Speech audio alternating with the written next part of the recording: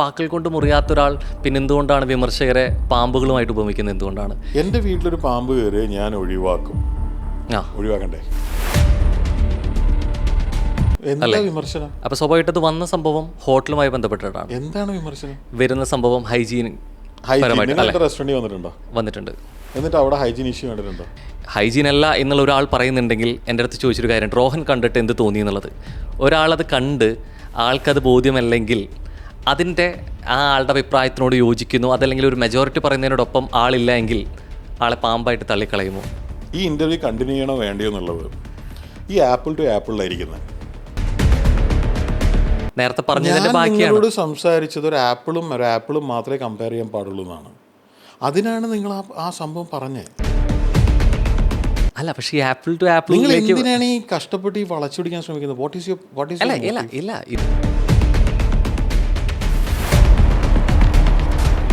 ആ മനുഷ്യൻ എൻ്റെ റെസ്റ്റോറൻറ്റിൻ്റെ കസ്റ്റമർ ആണ് അല്ല എന്ന് നിങ്ങൾക്ക് ഉറപ്പുണ്ടോ? നിങ്ങൾ എൻ്റെ റെസ്റ്റോറൻറ്റിൽ ഇന്നിപ്പോൾ നമുക്ക് പോവാം, ഒരു ഈശയെ കാണിച്ചിടാൻ പറ്റുമോ? എൻ്റെ റെസ്റ്റോറൻറ്റിൽ ഇത് നോക്കാൻ വേണ്ടിയിട്ട് വളരെ മുമ്പ് മുതൽ ഈ ഹൈജീൻ നോക്കാൻ വേണ്ടിയിട്ട് ട്രെയിനേഴ്സ് ഉണ്ട്, സൂപ്പർവൈസേഴ്സ് ഉണ്ട്, എല്ലാവരും ഉണ്ട്. നിങ്ങളിത് ഡേറ്റ്സ് വെച്ചിട്ട് വീഡിയോ നോക്കുകയാണെങ്കിൽ, നിങ്ങൾക്ക് സമയം ഉണ്ടാവുമെന്ന് അറിയില്ല, ഇതൊക്കെ മെനക്കെട്ട പരിപാടിയാണ്, നോക്കുകയാണെങ്കിൽ ഈ 2 റെസ്റ്റോറൻറ്റിൽ ഈച്ച ഉണ്ടെന്ന് ആദ്യം പറഞ്ഞ് ഞാനാണ്. ഒരു തവണ പോലും ആ റെസ്റ്റോറൻറ്റിൽ വരാതെ ആ റെസ്റ്റോറൻറ്റിനെ കുറിച്ച് ഫീഡ്ബാക്ക് തരുന്നവർ എൻ്റെ കസ്റ്റമേഴ്സ് അല്ല. എന്തെങ്കിലും കലക്കി കൊടുത്ത് ആരെങ്കിലും കഴിച്ചോളൂ എന്ന് വിചാരിക്കുന്ന പരിപാടി ഉണ്ടല്ലോ, ദാറ്റ്സ് നോട്ട് റൈറ്റ്. ഒരുപാട് പേർക്ക് ഞങ്ങളുടെ ബിരിയാണി ഇഷ്ടപ്പെടാൻ ഒരു സാധ്യതയില്ല. എന്തുകൊണ്ടെന്ന് വെച്ചാൽ അവർ കഴിച്ച് ശീലിച്ച ബിരിയാണിയേ അല്ലത്. ക്ലൗഡ് കിച്ചണായിട്ട് ഓപ്പറേറ്റ് ചെയ്തത് മെയ് 27-ാം തീയതി 29-ാം തീയതി 2024 ഒരു കൊല്ലം 2 മാസമായി. അന്ന് മുതൽ ഇന്ന് വരെ അവിടെ ഉണ്ടാക്കിയ പായസം എനിക്കിഷ്ടമല്ല. പിൽക്കാലത്ത് ഇത്രയും വലിയ ഒരുമിച്ച് ഇത്രയും സ്ഥാപനങ്ങൾ വന്നുകൊണ്ടിരിക്കണം, കുറേ കൂടി ഇൻവെസ്റ്റേഴ്സിന് വേണം എന്ന് പറയുമ്പോൾ ഈ ഒരു തിയറി മാറ്റം വരും, ഈ പോളിസിയിൽ മാറ്റം വരുത്തും. ഈ ഫോണിൽ ഞാൻ അവിടെ ഇരുന്ന് വാട്സാപ്പിന് കുറേ റിപ്ലൈ ചെയ്യായിരുന്നു, എൻ്റെ അസിസ്റ്റൻസ് റിപ്ലൈ ചെയ്യുന്നുണ്ട്, പലരും ചെയ്യുന്നുണ്ട്. അപ്പം നമ്മളിവിടെ ഇരിക്കാൻ തുടങ്ങിയിട്ട് ഒരു 3 മണിക്കൂറായി. ഉറപ്പായിട്ട് എനിക്കറിയില്ല, നിങ്ങൾ വേണം ചെക്ക് ചെയ്തോ, ഒരു 100 പുതിയ മെസ്സേജസെങ്കിലും ഉണ്ടാവും ഇൻവെസ്റ്റ് ചെയ്തോട്ടെന്ന് ചോദിച്ചിട്ട്. എന്നെ ഒന്നും സപ്പോർട്ട് ചെയ്യാൻ ഈ ലോകത്ത് ഒരാളും ഇല്ല. ആ ഓവർനൈറ്റ് സക്സസ് ആവാൻ ഞാൻ 30 എത്രയോ കൊല്ലം എടുത്തു. ഈ ബിസിനസ് ഐഡിയയും കൊണ്ട് ഞാൻ നടക്കാൻ തുടങ്ങിയിട്ട് 7 കൊല്ലമായി. കർമ്മയിൽ വിശ്വാസമുണ്ടോ? ഞാൻ ദൈവവിശ്വാസിയല്ല. ഹായ്, ഹലോ, നമസ്കാരം. മൃണാളാണ് എന്ന് പറഞ്ഞ് തുടങ്ങുന്ന വീഡിയോ നമ്മൾ കണ്ടിട്ടുണ്ട്. പക്ഷേ ഇന്ന് അങ്ങനെയല്ല. വെറൈറ്റി മീഡിയ പ്രസൻസ് ലൈവ് പോഡ്കാസ്റ്റിൽ കൂടെയുള്ളത് മൃണാളാണ്. നമസ്കാരം. തീർച്ചയായിട്ടും നമ്മൾ പലപ്പോഴും പല വിഷയങ്ങളിലും പറയുന്നൊരു കാര്യമാണ്, ഈ കോയിന് 2 വശമുണ്ട്, അല്ലെ, നാണയത്തിന് 2 വശമുണ്ട് എന്നുള്ളത് പലപ്പോഴും പറയാറുണ്ട്, പല സ്റ്റേറ്റ്മെൻറ്റ്സിലും പറയാറുണ്ട്. മൃണാളുടെ കാര്യം എടുത്തു നോക്കുകയാണെന്നുണ്ടെങ്കിൽ നമ്മൾ ഈ ഹംഗ്രി മൃണാൾ എന്ന രീതിയിലേക്ക് വ്ളോഗിൽ കണ്ടു. ഇപ്പോൾ അതൊരു ഹോട്ടൽ മുതലാളിയായിട്ടുണ്ട്. ഒരു ഫുഡിൻ്റെ ഒരു റിവ്യൂ ആണെന്നുണ്ടെങ്കിൽ പോലും ഭക്ഷണം കഴിക്കുന്ന ആളായിട്ടും കൊടുക്കുന്ന ആളായിട്ടും 2 ഫേസിൽ നിൽക്കുന്ന ആളാണ്, അല്ലേ? ഈ നാണയത്തിൻ്റെ ഏത് വശമാണ് കുറച്ചും കൂടി ഫേസ് ചെയ്യാൻ ഡിഫിക്കൽട്ട്? ഫേസ് ചെയ്യാൻ ഡിഫിക്കൽട്ട് ഉറപ്പായിട്ടും കസ്റ്റമറുടെ കാര്യമാണ്. കസ്റ്റമറാണ്. വൈ? ഒരു ഇന്ത്യൻ പേഴ്സ്പെക്റ്റീവിൽ ഒരു കസ്റ്റമറുടെ കാര്യം വലിയ കഷ്ടമാണ്. വളരെ കാലം, അതായത് ജീവിതത്തിൻ്റെ ഓൾമോസ്റ്റ് പകുതിയല്ല, 41 വയസ്സ് 20 കൊല്ലത്തോളം പുറത്ത് ജീവിച്ചു, അതും 3 ഭൂഖണ്ഡങ്ങളിലായിട്ട്. എൻ്റെ പല സുഹൃത്തുക്കളും എന്ന് പറഞ്ഞാൽ അന്നത്തെ കാലത്ത് നമ്മൾ പരിചയപ്പെടുന്ന ആൾക്കാർ, സുഹൃത്തുക്കൾ, അസോസിയേറ്റ്സൊക്കെ താജ്മഹലിനെ കുറിച്ചിട്ടും ഇന്ത്യയെക്കുറിച്ചിട്ടും പ്രത്യേകിച്ച് കേരളത്തിനെ കുറിച്ച്, ഞാൻ ഇംഗ്ലണ്ടിൽ 6 വർഷത്തോളം ജീവിച്ചിട്ടുണ്ടായിരുന്നു. ഇപ്പോൾ കേരള ടൂറിസം ഭയങ്കര ഇൻട്രസ്റ്റിംഗ് ആയിട്ട്, ഇപ്പോൾ നമ്മുടെ F-35 5th ജനറേഷൻ ഫൈറ്റർ വന്നിട്ട് അവിടെ ഇരുന്നതിനെ മോക്ക് ചെയ്തുകൊണ്ട് കേരള ടൂറിസം ചെയ്തൊരു സംഭവം. അത് നമ്മുടെ മരിച്ചുപോയ ഡയറക്ടർ സിദ്ദിഖ പറയുമായിരുന്നു, മിമിക്രി കലാഭവനാണ് മിമിക്സ് പരേഡ് ആദ്യമായിട്ട് ചെയ്യുന്നത്. മിമിക്സ് പരേഡ് എന്ന് പറയുന്നത് മോണോ ആക്ട് എന്ന് പറയുന്നത് ഒറ്റയ്ക്ക് മോണോ ആക്ട് ചെയ്യുന്ന ആൾക്കാർ ഇഷ്ടം പോലെ ഉണ്ടായിരുന്നു. നെടുമുടി വേണു മുതൽ ഒരുപാട് പേര്. അത് കഴിഞ്ഞിട്ട് ഒരു സ്ക്രിപ്റ്റഡായിട്ട് ഒരു ഷോ കുറേ പേര് നേരം നിന്ന് അത് ആദ്യമായിട്ട് ചെയ്തത് മിമിക്സ് പരേഡാണ്. അതിൻ്റെ തിരക്കെഴുതി അതായത് സ്ക്രിപ്റ്റ് എഴുതിയത് സിദ്ദിഖ് ലാലാണ്. സിദ്ദിഖ് അവർക്കൊരു നിയമം ഉണ്ടായിരുന്നു, അത് ആ കലാഭവനിലും ഉണ്ടായിരുന്നു, അത് കഴിഞ്ഞിട്ട് ഇവർ തുടങ്ങിയ ഹരിശ്രീയിലും ഉണ്ടായിരുന്നു. നമ്മൾ ഒരാളെ എങ്ങനെ വേണമെങ്കിലും നമുക്ക് കളിയാക്കാം. 2 കണ്ടീഷനേ ഉള്ളൂ. ദ്വയാർത്ഥ പ്രയോഗം പാടില്ല. 2, നമ്മളൊരാളെ കളിയാക്കുകയാണ്. ഇപ്പം കെ കരുണാകരനെ കളിയാക്കുകയാണ്. സദസ്സിൽ കെ കരുണാകരൻ ഇരിക്കുകയാണെങ്കിൽ അയാൾക്കും ചിരിച്ചത് എൻജോയ് ചെയ്യാൻ പറ്റണം. ഓക്കെ, എനിക്ക് ഉറപ്പാണ് ആ F-35 കാര്യം ഒരു ബ്രിട്ടീഷ് ജനറൽ കണ്ടാൽ അയാളും ചിരിക്കും. ശരിക്കും നമ്മളിപ്പോൾ സുഹൃത്തുക്കൾ എന്ന രീതിയിലേക്ക് വിമർശിക്കുന്നതിന് ഇപ്പം നേരത്തെ പറഞ്ഞ ഒരു സ്പേസ് ഉണ്ട് അല്ലേ? അപ്പോൾ അവിടെ വാക്കുകൾ എന്ത് തന്നെ പദപ്രയോഗമാണെങ്കിലും അതൊരു പക്ഷേ മുറിവേൽപ്പിച്ചോളന്നില്ല. ഒരു സുഹൃത്തായിട്ട് പരിഗണിക്കുന്നുണ്ടെങ്കിൽ എന്ത് പറഞ്ഞാലും മുറിവേൽപ്പിക്കാൻ പറ്റില്ല. ഇതില്ലാത്ത പക്ഷം ആണെന്നുണ്ടെങ്കിൽ ശരിക്കും വിമർശനങ്ങൾ ഏത് രീതിയിൽ നിൽക്കുന്നത്? മുറിയുന്ന ആളാണോ? അല്ല, വാക്കുകൾ കൊണ്ട് എന്തിനാ മുറിയാൻ നിൽക്കുന്നത്? പ്രശ്നമില്ല. എന്തിന്? പക്ഷേ അങ്ങനെ വാക്കുകൾ കൊണ്ട് മുറിയാത്ത ഒരാൾ പിന്നെ എന്തുകൊണ്ടാണ് വിമർശകരെ പാമ്പുകളുമായിട്ട് ഉപമിക്കുന്നത്? എന്തുകൊണ്ടാണ്? എൻ്റെ വീട്ടിലൊരു പാമ്പ് കയറി ഞാൻ ഒഴിവാക്കും. ഒഴിവാക്കണ്ടേ? അപ്പോൾ അത് ഉപമിച്ചോ? അല്ല, ശരിക്കും അത് തന്നെയല്ലേ, പാമ്പായിട്ട് ഉപമിക്കല്ലേ വിമർശിക്കുന്നവരെ? നോ. നിങ്ങൾ ഈ ശ്രീകണ്ഠേശ്വരൻ എന്ന് കേട്ടിട്ടുണ്ടോ? വാക്ക് കിട്ടിട്ടുണ്ട്. അദ്ദേഹമാണ് ശബ്ദധാരാവലി എഴുതിയത്. അത് മലയാള പദങ്ങളെക്കുറിച്ചിട്ടുള്ളൊരു വലിയ പുസ്തകമാണ്. എനിക്കതിനെപ്പറ്റി വലിയ ഗ്രാഹ്യമൊന്നുമില്ല. എൻ്റെ അമ്മ പണ്ടത് റെഫർ ചെയ്യുന്നത് ഞാൻ കണ്ടിട്ടുണ്ട്. അമ്മ മലയാളം ടീച്ചറാണ് LP സ്കൂളിൽ. ഓക്കെ. ഇപ്പോൾ ശ്രീകണ്ഠേശ്വരത്തിൻ്റെ ശബ്ദധാരാവലി എന്ന് പറഞ്ഞൊരു സാധനമുണ്ട്. അതിനകത്ത് മലയാള പദങ്ങളുടെ അർത്ഥമുണ്ട്. അതിന് വിമർശനം എന്ന് പറഞ്ഞാൽ എന്താ? ഞാൻ നിങ്ങളുടെ ഒരു കാര്യം പറയട്ടെ. നിങ്ങൾ നടത്തുന്ന കൊലപാതകങ്ങൾ നിങ്ങൾ എന്ന് അവസാനിപ്പിക്കും? നിങ്ങൾക്ക് നാണമില്ല ഈ കൊലപാതകങ്ങളൊക്കെ നടത്താൻ? ഞാൻ ചോദിക്കുകയാണ്. നിങ്ങൾ എന്ത് മറുപടി പറയും? അത് എന്ത് വിഷയമായി ബന്ധപ്പെട്ടായിരിക്കും? നിങ്ങൾ നടത്തുന്ന കൊലപാതകങ്ങൾ. നിങ്ങൾ ആൾക്കാരെ കൊന്നുകൊണ്ടിരിക്കുകയല്ലേ? നിങ്ങൾ കത്തിയെടുത്ത് ആൾക്കാരെ കുത്തി കൊന്നുകൊണ്ടിരിക്കുകയല്ലേ? നിങ്ങൾ എന്താ നിർത്താത്തത്? നിങ്ങൾ എന്തിനാ ഈ കൊലപാതകങ്ങൾ ചെയ്തുകൊണ്ടിരിക്കുന്നത്? ഞാൻ ചോദിക്കുകയാണ് വളരെ സീരിയസ് ആയിട്ട്. നിങ്ങൾ എന്ത് മറുപടി പറയും? ബന്ധം ഉണ്ടെങ്കിൽ അതിന് മറുപടി പറയും. എക്സാക്ട്ലി. അത് വിമർശനമാണോ? അത് തോന്നിയാസല്ലേ? ഇവിടെ നമ്മൾ എന്തുമായിട്ടുള്ള വിഷയമായിട്ട് ബന്ധപ്പെട്ടുകൊണ്ട് സംസാരിക്കുന്നത് അതാണ് കാര്യം അല്ലേ? ഇപ്പോൾ പറഞ്ഞോ, എന്താ വിമർശനം? അപ്പോൾ സ്വാഭാവികമായിട്ട് വന്ന സംഭവം ഹോട്ടലുമായി ബന്ധപ്പെട്ടിട്ടാണ്. എന്താണ് വിമർശനം? വരുന്ന സംഭവം ഹൈജീൻ റെസ്റ്റോറൻറ്റിൽ വന്നിട്ടുണ്ടോ? വന്നിട്ടുണ്ട്. എന്നിട്ട് അവിടെ ഹൈജീൻ ഇഷ്യൂ കണ്ടിട്ടുണ്ടോ? ഒരാളുടെ ഒറ്റൊരു കാര്യം, ഒരാളുടെ ഒരു അഭിപ്രായം അത് മെജോറിറ്റിയുടെ ഒപ്പം നിൽക്കുന്നില്ലെങ്കിൽ അതിനർത്ഥം അത് ശരിയല്ല എന്നാണോ? അവിടെ ഹൈജീൻ ഇഷ്യൂ എങ്ങനെയാണ് ഉണ്ടാവുന്നത് എന്നുള്ളത് ഇയാൾക്ക് എങ്ങനെയാണ് അങ്ങനെ തോന്നുന്നത്? അല്ല, എൻ്റെ ചോദ്യം ഇത്രയാണ്. അപ്പോൾ ഒരാൾ ഇപ്പോൾ ഭക്ഷണത്തിനെ പറ്റിയോ അല്ലെങ്കിൽ അവിടെ ഹൈജീൻ അല്ല എന്ന് പറയുന്നുണ്ടെങ്കിലോ? ഭക്ഷണത്തിൻ്റെ ടേസ്റ്റിനെ പറ്റി ആർക്കും എന്തും പറയാം. ഭക്ഷണത്തിൻ്റെ വിലയെ പറ്റി ആർക്കും എന്തും പറയാം. ഭക്ഷണത്തിൻ്റെ ക്വാണ്ടിറ്റിയെ പറ്റി എന്തും പറയാം. അതൊക്കെ ആപേക്ഷികമാണ്. കാരണം നിങ്ങൾ ഒരു പറ ചോറുണ്ടെന്ന ആളാണെങ്കിൽ നിങ്ങൾക്കൊരു പ്ലേറ്റ് ചോറ് ക്വാണ്ടിറ്റി കുറവാണ്. നിങ്ങളൊരു പിടി ചോറുണ്ടെന്ന ആളാണെങ്കിൽ നിങ്ങൾക്കൊരു പ്ലേറ്റ് ചോറ് ക്വാണ്ടിറ്റി കൂടുതലാണ്. അല്ലേ? നിങ്ങൾ ഇപ്പോൾ 5000 രൂപ കൊടുത്തിട്ട്, ഇപ്പം നമ്മൾ 5 പേര് ഭക്ഷണം കഴിക്കാൻ 5000 രൂപ കൊടുത്ത് ശീലിച്ച ആൾക്കാരാണ് നമ്മളെങ്കിൽ 500 രൂപ എന്ന് പറയുന്നത് നമുക്ക് അപേക്ഷയായിട്ട് കുറവാണ്. ഭക്ഷണത്തിൻ്റെ കാര്യത്തിലൊരു പ്രത്യേകതയുണ്ട്.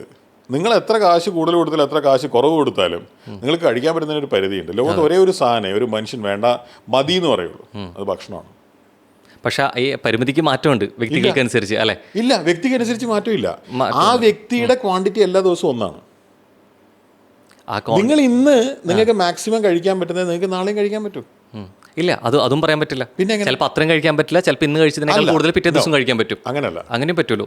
ദിവസങ്ങൾക്ക് അനുസരിച്ച് ഒരാളുടെ കപ്പാസിറ്റി മാറുമല്ലോ. അല്ല, ദിവസങ്ങൾക്കനുസരിച്ച് കപ്പാസിറ്റി മാറില്ല. ഇപ്പൊ ഞാൻ നന്നായിട്ട് ഒരു ക്വാണ്ടിറ്റി ബ്രേക്ക്ഫാസ്റ്റ് കഴിച്ചില്ല, അപ്പം ലഞ്ചിന്റെ ക്വാണ്ടിറ്റി മാറിയേക്കാം.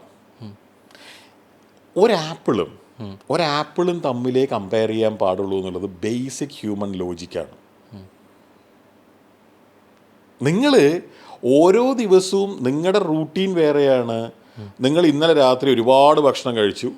സാധാരണ ഒരു മനുഷ്യൻ എന്താ പറയുക, രാവിലെ ബ്രേക്ക്ഫാസ്റ്റ് ഇപ്പം ഞാൻ നിങ്ങൾക്ക് നമ്മളിപ്പോൾ ഇവിടെ താമസിക്കാമെന്ന് വെച്ചു, ഇന്ന് രാത്രി മിക്കവാറും വേണ്ടി വരും, കാരണം പാതിരാത്രി അപ്പോൾ ഇവിടെ ദോശമാവുണ്ട്. ഇപ്പോൾ വേണമെങ്കിൽ നമുക്ക് ചമ്മന്തി ഉണ്ടാകും, ഞാൻ മാത്രമേ ഇവിടെ ഉള്ളൂ. ഇപ്പോൾ രാവിലെ ഞാനാണ് ദോശ ഇടുന്നത്. അപ്പോൾ നിങ്ങൾക്ക് എത്ര ദോശ വേണമെന്ന് എനിക്ക് അറിയില്ല അല്ലേ? So we don't know. പക്ഷെ അതേ സമയത്ത് എനിക്ക് നന്നായിട്ട് അറിയുന്ന ഒരാൾ, എൻ്റെ വീട്ടിൽ സ്ഥിരമായിട്ട് താമസിക്കുന്ന ഒരാൾ, അപ്പോൾ നമുക്കറിയില്ല അയാൾക്ക് എത്ര ദോശ വേണമെന്ന്. അറിയാലോ?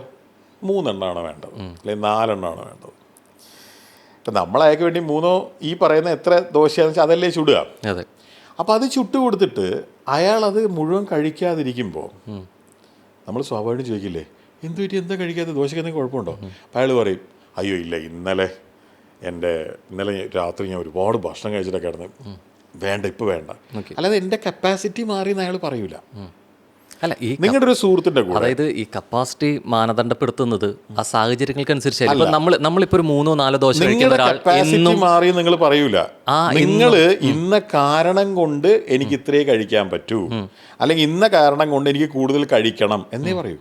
ഞാൻ പണ്ട് ഏകദേശം ഈ പൊറോട്ട കഴിച്ച് 4-5 പൊറോട്ട കഴിച്ചിരുന്ന ഒരാളാണ്. ഇന്ന് എനിക്കത് അല്ല, എനിക്ക് മുൻപ് എന്ന് പറയുന്നത് ഞാൻ വർഷങ്ങളെ കാലം ഏർപ്പെടുത്തിയിട്ടില്ല. ഞാൻ മുമ്പ് ഒരു 2-3 വർഷം മുമ്പ് എന്നുള്ള രീതിയിലേക്ക് അങ്ങനെ കഴിച്ചിരുന്ന ഒരാൾക്ക് ഇന്ന് എനിക്ക് 2-ൽ കൂടുതൽ പറ്റില്ല. 2-3 വർഷം കൊണ്ട് ഒരുപാട് കാര്യങ്ങൾ മാറില്ലേ? അപ്പോൾ ഞാൻ ചോദിക്കുന്നത് ആ മാറ്റം ആപേക്ഷിക്കുമല്ലേ? അല്ല, നമ്മൾ ഞാൻ ചോദിക്കുന്നത് കപ്പാസിറ്റി എന്ന് പറയുന്നത്, നിങ്ങൾ ആക്ച്വലി നിങ്ങളൊരു സുഹൃത്തിനോട് ഇത് സംസാരിക്കുകയാണെന്ന് വെച്ചോ, നിങ്ങൾക്ക് നല്ല പരിചയമുള്ള ഒരാൾ, അപ്പോൾ അയാളോട് നിങ്ങൾ പറയാണ്, എൻ്റെ ഫുഡ് കഴിക്കാനുള്ള കംപ്ലീറ്റ് കപ്പാസിറ്റി മാറിപ്പോയി. അയാൾ ചോദിക്കുക, എന്താ പറ്റി, എനിക്ക് വല്ല രോഗമുണ്ടോ എന്ന് ചോദിക്കുക. അപ്പോൾ നിങ്ങൾ പറയാണ്, അല്ലടാ, എൻ്റെ 3 കൊല്ലം മുമ്പ് ഞാൻ കഴിച്ചത്ര എനിക്കിപ്പോൾ കഴിക്കാൻ പറ്റില്ല എന്നാണ്. അപ്പോൾ അത് ഭയങ്കര നോർമലായിട്ടുള്ളൊരു കാര്യമായില്ലേ? ഈ മാറ്റം സംഭവിക്കും ഇല്ലേ? അത് നിങ്ങളുടെ അപ്പോൾ നേരത്തെ ശരിക്കും മൃണാൾ പറഞ്ഞ പോലെ ഈ ആപ്പിളിനോട് ഉപമിക്കാന്ന് പറയില്ലേ, എല്ലാ ആപ്പിളുകളും ഒന്നല്ല. മുമ്പത്തെ ആപ്പിളിനെ ഇന്നത്തെ ആപ്പിളായിട്ട് ഉപമിക്കാൻ പറ്റില്ല, ഇന്ന് തന്നെ ഈ ആപ്പിൾ തന്നെ ഒരു തരമല്ല, പലതരമില്ലേ? ദൈവമേ, comparing an apple to apple എന്ന് പറയുന്നത് ഇംഗ്ലീഷിലൊരു സേയിങ് ആണ്. അല്ല, ഞാൻ മീനിങ് ഉണ്ട് അതിൽ തന്നെ ഞാനൊരു ഇന്നർ മീനിങ് കൂടി ഉണ്ടല്ലോ. ഇല്ല, ഇന്നർ മീനിങ് ഇല്ല. ഉണ്ട്. കാരണം വെച്ചാൽ നേരത്തെ പറഞ്ഞൊരു കാര്യം കൂടിയുണ്ട്, അതിൽ നിന്നാണ് നമ്മൾ ഈ വിഷയത്തിലേക്ക് വന്നത്. ഹൈജീൻ അല്ല എന്നുള്ള ഒരാൾ പറയുന്നുണ്ടെങ്കിൽ എൻ്റെ അടുത്ത് ചോദിച്ചൊരു കാര്യം, റോഹൻ കണ്ടിട്ട് എന്ത് തോന്നി എന്നുള്ളത്.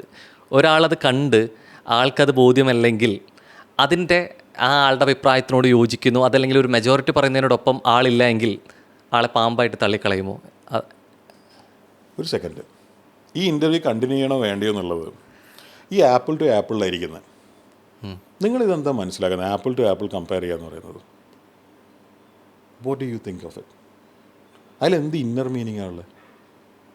ശരിക്കും വന്നത് ഇതിൽ നിന്നാണ് അല്ലേ? ഞാൻ പറഞ്ഞത് ഇംഗ്ലീഷിലൊരു സേയിങ് ആണ്, ഒരാപ്പിളും തമ്മിലേ കമ്പയർ ചെയ്യാൻ പാടുള്ളൂ. തതുല്യമാവണം എന്നുള്ള രീതിയിലേക്കല്ലേ?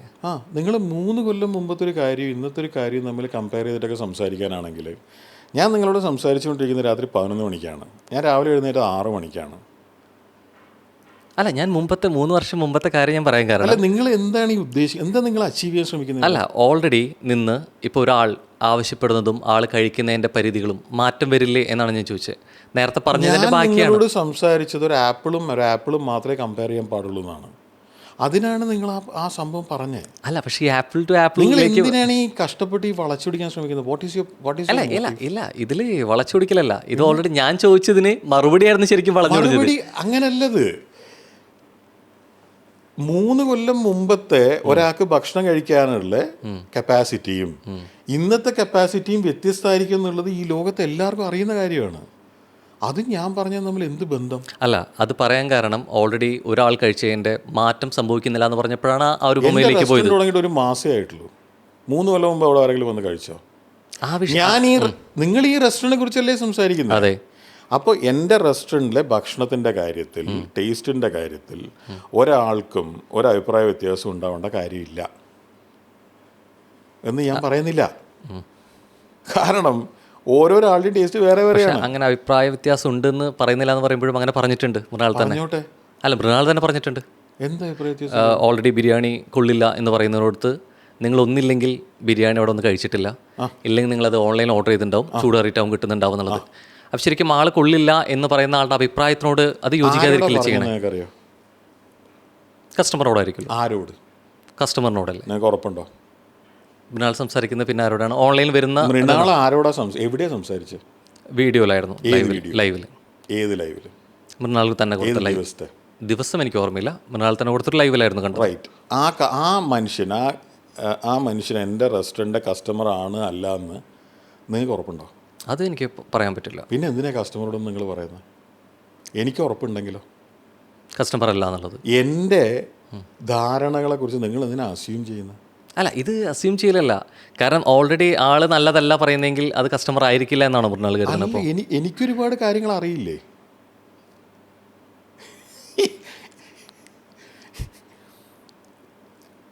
ഈ ലൈവ് എന്ന് പറയുന്നത് നിങ്ങൾ എത്ര തവണ കണ്ടിട്ടുണ്ട് എൻ്റെ ലൈവ്? 3-4 പ്രാവശ്യം. നിങ്ങൾക്ക് എൻ്റെ ലൈവിൻ്റെ സ്വഭാവത്തിനെ കുറിച്ച് എന്തെങ്കിലും അറിയോ? നിങ്ങൾ പ്രിപ്പയർഡ് ആണോ ഇൻ്റർവ്യൂവിന്? തീർച്ചയായിട്ടും. നിങ്ങൾക്ക് എന്നെക്കുറിച്ച് എന്തെങ്കിലും അറിയോ? ഒരാളെ കുറിച്ചിട്ട് മുഴുവൻ അറിയില്ല, തീർച്ചയായിട്ടും അറിയാൻ പറ്റുന്ന. നിങ്ങൾക്ക് ഇതിനെക്കുറിച്ച്, അതായത് എൻ്റെ ലൈവിനെ കുറിച്ച് നിങ്ങൾക്ക് ഞാൻ എങ്ങനെയാണ് ലൈവ് ചെയ്യുന്നതെന്നോ, എന്താ ഇതിനകത്ത് പറയുന്നതെന്നോ, ആരാണ് ഇതിൻ്റെ ആൾക്കാരെന്നോ എന്തെങ്കിലും നിങ്ങൾക്കറിയോ? എൻ്റെ ലൈവ് എത്ര പേരെ കാണുന്നതെന്നറിയോ? 1000 ആൾക്കാരാണോ, അതോ 80 പേരാണോ, അതോ 500 കണക്കിന് ആൾക്കാർ, 500 പേരാണോ, അതോ 10,000 കണക്കിന് ആൾക്കാർ? ഈ ലൈവ് കാണുന്ന സമയത്ത് ഞാൻ എത്ര വ്യൂസ് വരുന്ന നോക്കാറില്ല, പക്ഷെ ഞാൻ കാണുമ്പോൾ. സോ ഇതിലെ ഹോൾ പോയിന്റ് എന്താണെന്ന് വെച്ച് കഴിഞ്ഞാൽ, നിങ്ങൾ ഈ സംസാരിക്കുന്നത് മുഴുവൻ എവിടുന്നോ ഉള്ള എന്തൊക്കെയോ ഇൻഫർമേഷനാണ്. എനിക്ക് എൻ്റേതായിട്ടുള്ള ഒരുപാട് ധാരണകൾ ഈ ലൈവ് ചെയ്യുന്ന കാര്യത്തിൽ തീർച്ചയായിട്ടും ഉണ്ട്. ഇത് ഞാൻ ചെയ്യാൻ തുടങ്ങിയിട്ട് 7 കൊല്ലമായി ലൈവ് ചെയ്യാൻ തുടങ്ങിയിട്ട്. പല ദിവസങ്ങളിലും ഡെയിലി ബേസിൽ ചെയ്യുന്നതാണിത്. അതൊരു കൊടുക്കൽ വാങ്ങലാണ്. എന്ന് വെച്ചാൽ ഈ ലൈവ് എന്ന് പറയുന്നത് ആധികാരികമായിട്ടൊരു രാജ്യത്തിൻ്റെ ഭരണഘടന ഉണ്ടാക്കുന്ന പോലത്തെ ഒരു പ്രോസസ്സൊന്നുമല്ല. അതിൽ സ്ഥിരമായിട്ട് വരുന്ന ഒരുപാട് ആൾക്കാരുണ്ട്.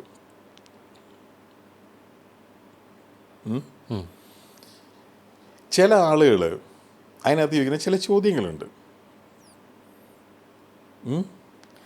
ഇതൊന്നും ഒരു പുതിയ കാര്യമോ അല്ല. എന്നെ ചിലപ്പോൾ നിങ്ങൾ ആദ്യമായിട്ട് ഇത് കാണുമ്പോൾ നിങ്ങൾക്ക് ഇത് പുതിയ കാര്യമായിരിക്കും. ഈ ഔട്ട് ഓഫ് കോണ്ടെക്സ്റ്റ് എന്ന് പറഞ്ഞൊരു പരിപാടിയുണ്ട്. അതാണ് നിങ്ങളുടെ ഈ എൻ്റയർ ഇത്രയും നേരം പറഞ്ഞതിൻ്റെ ബേസിക്സ്. ഞാൻ എന്താ ചെയ്യുന്നതെന്നുള്ളതിനെക്കുറിച്ച് നിങ്ങൾക്ക് യാതൊരു ബോധവുമില്ല. അത് എൻ്റെ തെറ്റോ നിങ്ങളുടെ തെറ്റോ അല്ല. അല്ല, ഇത് നിങ്ങൾ എന്നെ, അതായത് ഇന്നിവിടെ നിങ്ങൾ എന്നെ ഇൻ്റർവ്യൂ ചെയ്യാൻ വരുന്നു. നിങ്ങളിപ്പോൾ കുറച്ച് വീഡിയോസോ കുറച്ച് കാര്യങ്ങളോ എന്തൊക്കെയോ എവിടെ നിന്നൊക്കെയോ കണ്ടിട്ട് തീർച്ചയായിട്ടും അല്ല, അതിനെ ബേസ് ചെയ്തിട്ടാണ് ഈ ചോദ്യങ്ങൾ. നമ്മുടെ ഇൻ്റർവ്യൂ വരെ സമകാലിക വിഷയവുമായി ബന്ധപ്പെട്ടിട്ടാണ്. അത് ഈ സമകാലിക വിഷയം എന്ന് പറയുന്നത്, നിങ്ങൾ സംസാരിക്കുമ്പോൾ നിങ്ങൾ പറയുന്നു ആ ലൈവിൽ അങ്ങനെ ഒരാൾ പറഞ്ഞു. ഈ ലൈവിൽ അങ്ങനെ ഒരാൾ പറഞ്ഞതിന് ഒരുപാട് മുന്നോട്ട് ഒരുപാട് കാര്യങ്ങളുണ്ട്. ഈ ലൈവ് ഒരു കണ്ടിന്യൂഷനാണ്. അതായത് എൻ്റെ ലൈവ് കാണുന്ന ബഹുഭൂരിഭാഗം ആൾക്കാരും, ഞാൻ അഗെയിൻ പറയുകയാണ്, എൻ്റെ ലൈവ് ആവറേജ് നോക്കിക്കഴിഞ്ഞാൽ 80-100 പേരെ അതിനകത്ത് ഉണ്ടാവുള്ളൂ. ഇത് 1000 ആൾക്കാരോ 10,000 ആൾക്കാരോ കാണുന്നൊരു സംഭവമല്ല. അതായത് ഇതിലുള്ള പലരെ എനിക്കറിയാം.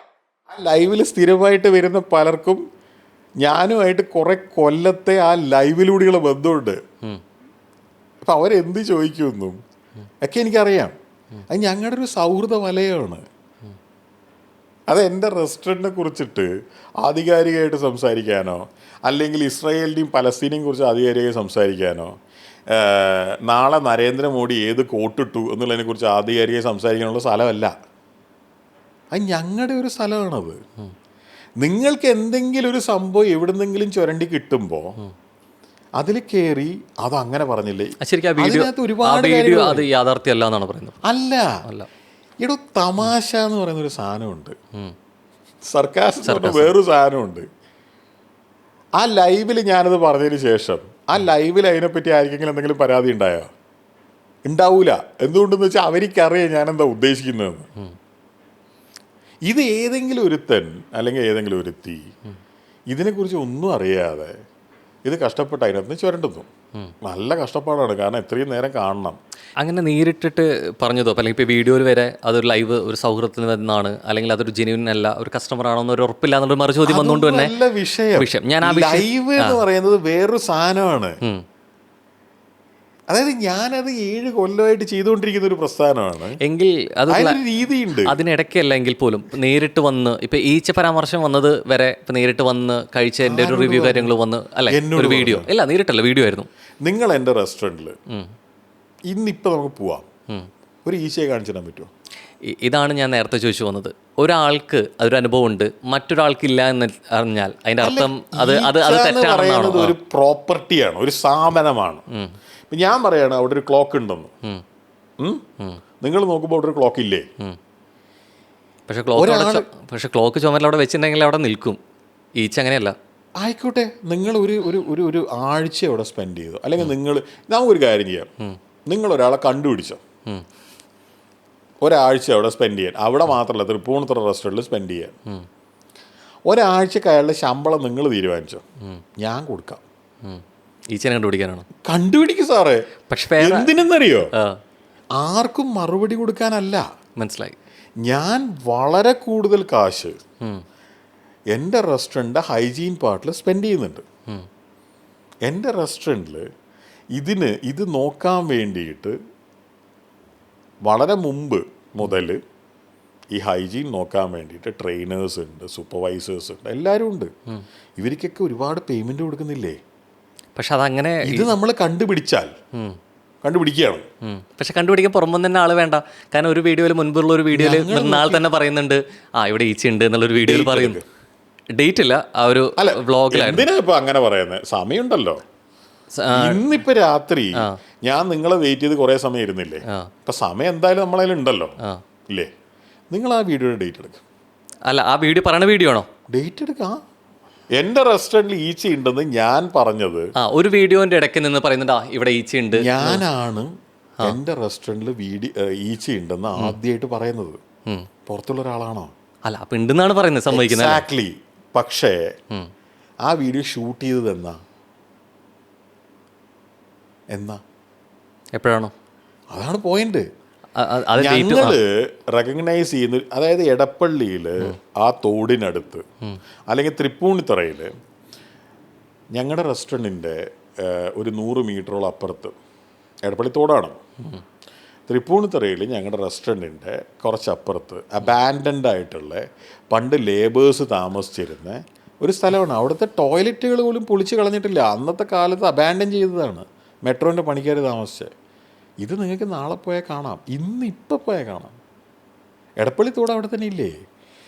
ഞങ്ങളിത് തുറന്നപ്പോൾ ഹ്യൂജ് പെസ്റ്റ് ഇൻഫെസ്റ്റേഷൻ ആയിരുന്നു. തൃപ്പൂണിത്തുറയിലും അതെ, എടപ്പള്ളിയിലും അതെ. അതിനു മുമ്പ് ഞങ്ങൾ എടപ്പള്ളിയിൽ ഓപ്പറേറ്റ് ചെയ്തൊരു ക്ലൗഡ് കിച്ചൺ ആയിരുന്നു. അതിൻ്റെ ഒരു പ്രത്യേകത എന്താണെന്ന് വെച്ച് കഴിഞ്ഞാൽ ഫുഡ് പുറത്തില്ല. അതുകൊണ്ട് തന്നെ പെസ്റ്റുകളുടെ വരവ് വളരെ കുറവായിരുന്നു. തൃപ്പൂണിത്തുറയിൽ നമ്മളിത് ഓപ്പൺ ചെയ്തപ്പോൾ ഞങ്ങൾ അതിന് തൊട്ടടുത്ത്, അതിന് ബാങ്ക് ഓപ്പോസിറ്റ് ഒരു റെസ്റ്റോറൻറ്റ്, എൻ്റെ മാനേജർ അവിടെയൊക്കെയാണ് പോയി ചോദിച്ചത് എന്താ നിങ്ങൾ ചെയ്യുന്നത്. അപ്പോൾ അവർ ഒരുപാട് കാര്യങ്ങൾ പറഞ്ഞു തന്നു.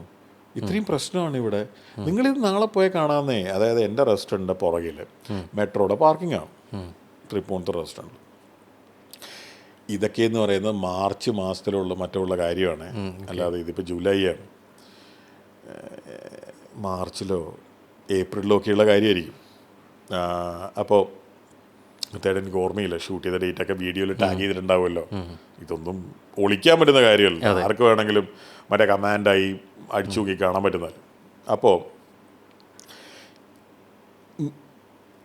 ഞങ്ങൾക്ക് പിടികിട്ടാതെ പോയ സംഭവം എന്താണെന്ന് വെച്ച് കഴിഞ്ഞാൽ, ഒരു ആക്ച്വൽ പെസ്റ്റ് കൺട്രോൾ റൂട്ടീൻ ഉണ്ട് ഒരു റെസ്റ്റോറൻറ്റിന്.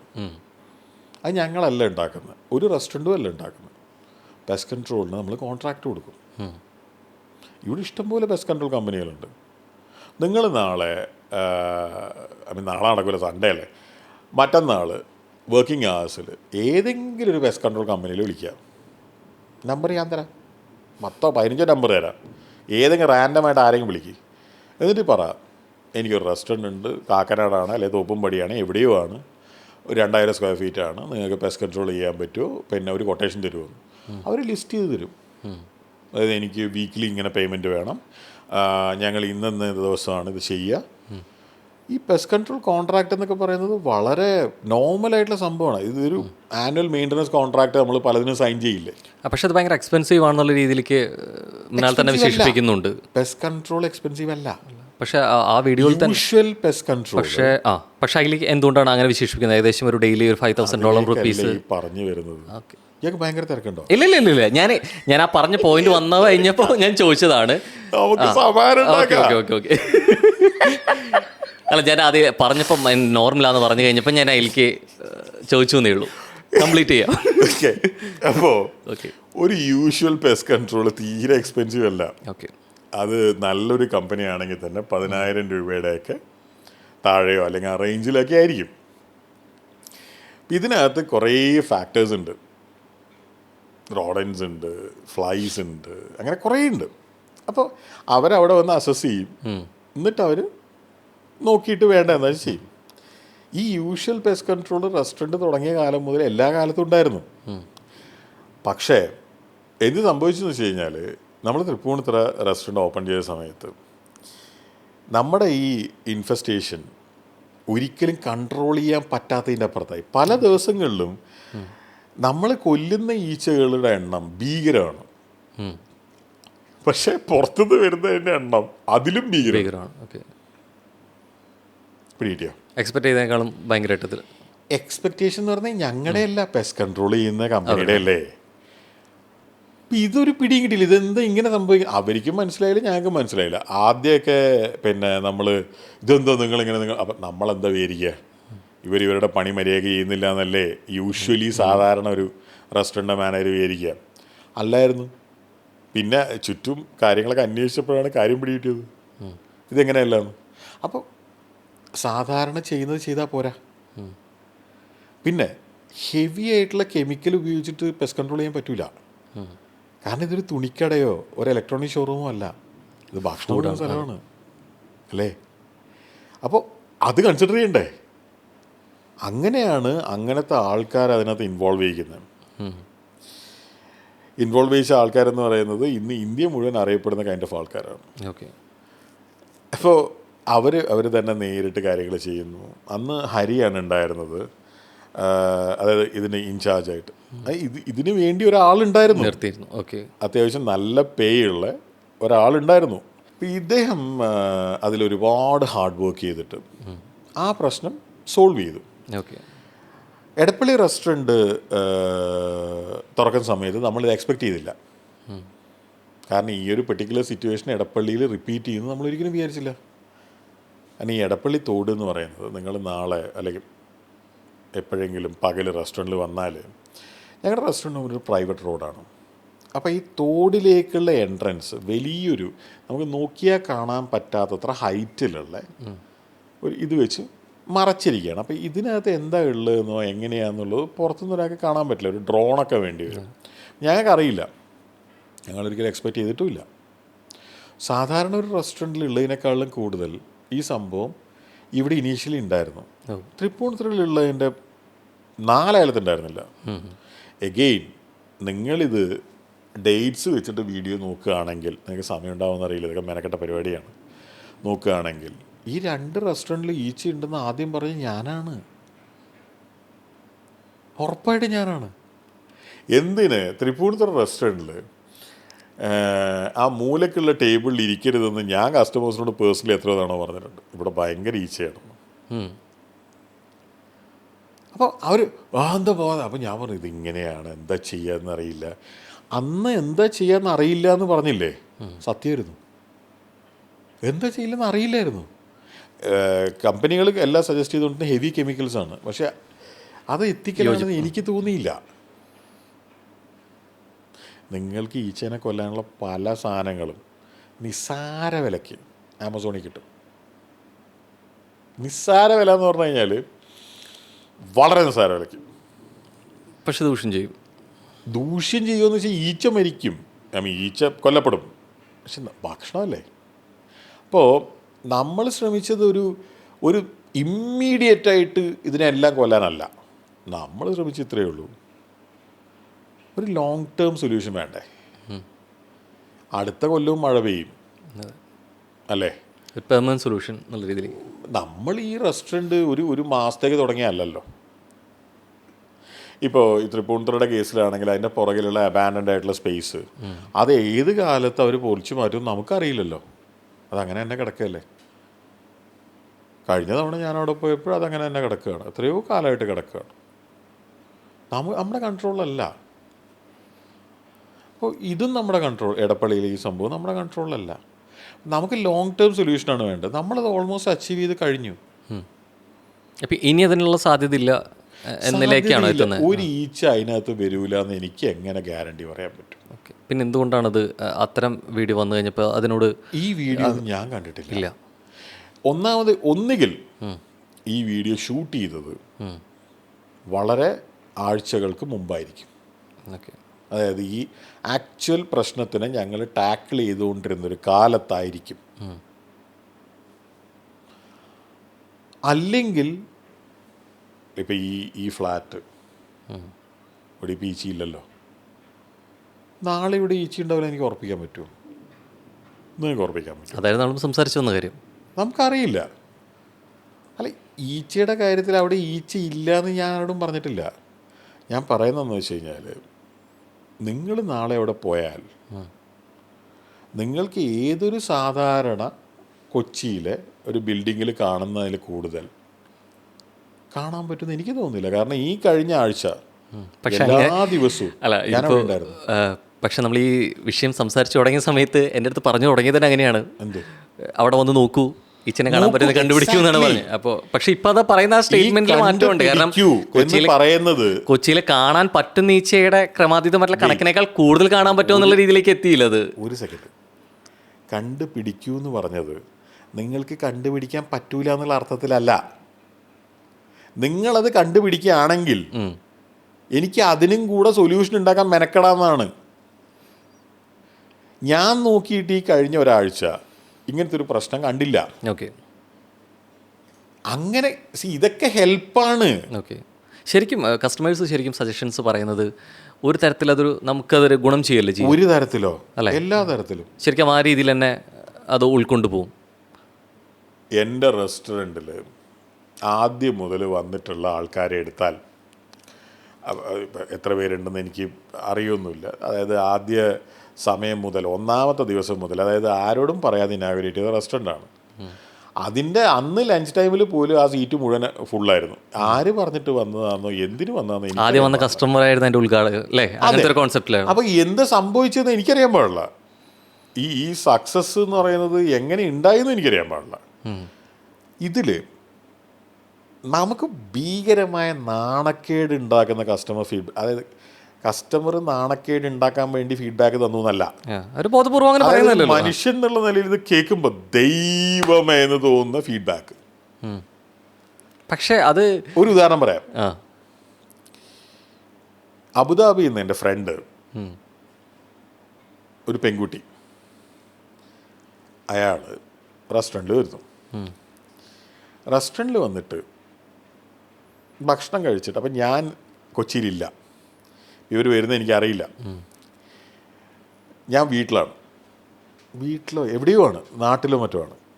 അപ്പം ഞാൻ ഭക്ഷണം എങ്ങനെയുണ്ടെന്ന് ചോദിക്കാൻ വേണ്ടി വാട്സാപ്പ് എടുത്തപ്പോൾ ഈ കുട്ടിയുടെ മെസ്സേജ് ഉണ്ട് ഫോണിൽ. എന്താണെന്നറിയോ? ഞങ്ങളുടെ ലേഡീസ് വാഷ്റൂമിൽ ഒരു വാഷ് ബേസിൻ്റെ ആ ഏരിയ, അതായത് ഈ വാഷ്റൂംസിലാണ് ഞങ്ങൾ ഏറ്റവും വില കൂടിയ ടൈലിട്ടിട്ടുള്ളത്, ഡൈനിങ് ഏരിയയിലല്ല. കാരണം വാഷ്റൂംസ് അത്രയും ഗംഭീരമായിരിക്കണമെന്ന് എനിക്ക് നിർബന്ധമുണ്ട്. അന്ന് ആദ്യം മുതലേ പ്ലംബേഴ്സിനോട് എല്ലാവരോടും അത് വളരെ കാര്യമായിട്ട് പറഞ്ഞതുമാണ്. എത്ര പൈസ വേണമെങ്കിലും ചിലവായിരിക്കും, ദിസ് ഷുഡ് ബി പെർഫെക്റ്റ് എന്ന് പറഞ്ഞാണ്. അങ്ങനെ തന്നെ അവർ പറഞ്ഞ എന്ത് പൈസ വേണമെങ്കിലും നമ്മൾ ചിലവാക്കാൻ തീരുമാനിച്ചതാണ്. അപ്പോൾ അന്ന് കുറേ പേര് പറഞ്ഞിരുന്നു, അതെങ്ങനെയാണ് ഇത്രയധികം ആൾക്കാർ കയറുന്ന റെസ്റ്റോറൻ്റ് അല്ലേ, പിന്നെ 100 കണക്കിന് ആൾക്കാർ പിന്നെ വരാൻ സാധ്യതയില്ലേ, ഓരോ സമയത്ത് ലഞ്ചിനും ഒക്കെ വരാൻ സാധ്യതയില്ലേ, അപ്പോൾ എങ്ങനെയാണ് ഇത് വൃത്തിയായി കിടക്കുക? അപ്പം ഞാൻ പറഞ്ഞു, ഞാൻ ഒരാളെ അതിനു വേണ്ടി വെക്കും ക്ലീൻ ചെയ്യാൻ. ഓക്കെ. അപ്പോഴും അവർ തർക്കിച്ചപ്പോൾ ഞാൻ പറഞ്ഞു, 61,000 ആൾ ഈ കഴിഞ്ഞ വർഷം ഒരു പെർട്ടിക്കുലർ ഡേയിൽ ലുലു മോളിൽ വന്നിട്ടുണ്ടെന്ന് പറയപ്പെടുന്നു. ലുലു മോളിൻ്റെ വാഷ്റൂമിൽ നിങ്ങൾക്ക് മണമോ പ്രശ്നമോ തോന്നിയിട്ടില്ലല്ലോ. 61,000 ആൾ വരുന്ന ആ മോളിൽ ആ പ്രശ്നമില്ലെങ്കിൽ ഈ 100 കണക്കിന് ആൾക്കാർ വരുന്ന സ്ഥലത്ത് നമുക്ക് ശ്രമിച്ചൂടെ? ഇങ്ങനെ പറഞ്ഞിട്ടാണ് ഞാൻ അവിടെ വർക്ക് ചെയ്തിരുന്ന പ്ലംബേഴ്സിൻ്റെയും കോൺട്രാക്ടേഴ്സിൻ്റെയും വായടപ്പിച്ചത്. കാരണം എനിക്കതിൽ പെർട്ടിക്കുലറായിരുന്നു. ഈ വാഷ്റൂമിൽ ഇവൾ അയച്ച ഫോട്ടോയിൽ എന്താ കണ്ടെന്നറിയാം? വാഷ് ബേസിൻ്റെ ഇപ്പുറത്തെ സാനിറ്ററി നാപ്കിൻസ്. അപ്പം ഞാൻ ആദ്യം ഒരു ദൈവം ഇതെന്തിനു പ്രശ്നം എന്തെന്നറിയോ? ആ വാഷ് ബേസിൻ്റെ ഒരു ബിന്നില്ല. ഞങ്ങൾ റെസ്റ്റോറൻറ്റ് തുടങ്ങിയ സമയത്ത് അവിടെ ബിന്ന് മേടിച്ച് വെച്ചിരുന്നു. ഏതോ ഒരു ദിവസം എന്തോ ഒരു കാര്യത്തിന് ആ ബിന്ന് അവിടെ നിന്ന് മാറ്റി. ഞങ്ങളാരും ആ ലേഡീസ് വാഷ്റൂമിൽ പോകുന്നില്ല. എന്തുകൊണ്ടെന്ന് വെച്ച് കഴിഞ്ഞാൽ നമുക്ക് സ്റ്റാഫിൻ്റെ ഏരിയ ഉണ്ട്, അവിടെ വാഷ്റൂം ഉണ്ട്. പിന്നെ ഞാനിപ്പോൾ എന്തായാലും ലേഡീസ് വാഷ്റൂമിൽ പോകേണ്ട കാര്യമില്ലല്ലോ. ഇതറിഞ്ഞില്ല, ഈ ക്ലീനിങ് ചെയ്യുന്ന ആരും ഇത് പറഞ്ഞില്ല. അബ്സല്യൂട്ട്ലി തോന്നിയവാസല്ലേ. അത് ഞങ്ങൾ പരിഹരിച്ചിട്ട് ആ കുട്ടിക്ക് അവിടെ ബിന്ന് വെച്ച് ഫോട്ടോ അയച്ചത് 4ാമത്തെ മിനിറ്റിലാണ്. ഇതെൻ്റെ വാട്സാപ്പിൽ ഇപ്പോഴും ഉണ്ട്. വേണം കാണണം? ഇല്ല, വേണമെന്നില്ല. അല്ല, കണ്ടോ? എന്തിനാ ഇപ്പം കാണാതിരിക്കുന്നത്? ബുദ്ധിമുട്ടുള്ള കാര്യമൊന്നുമല്ലല്ലോ. കണ്ടോ? ഓക്കെ.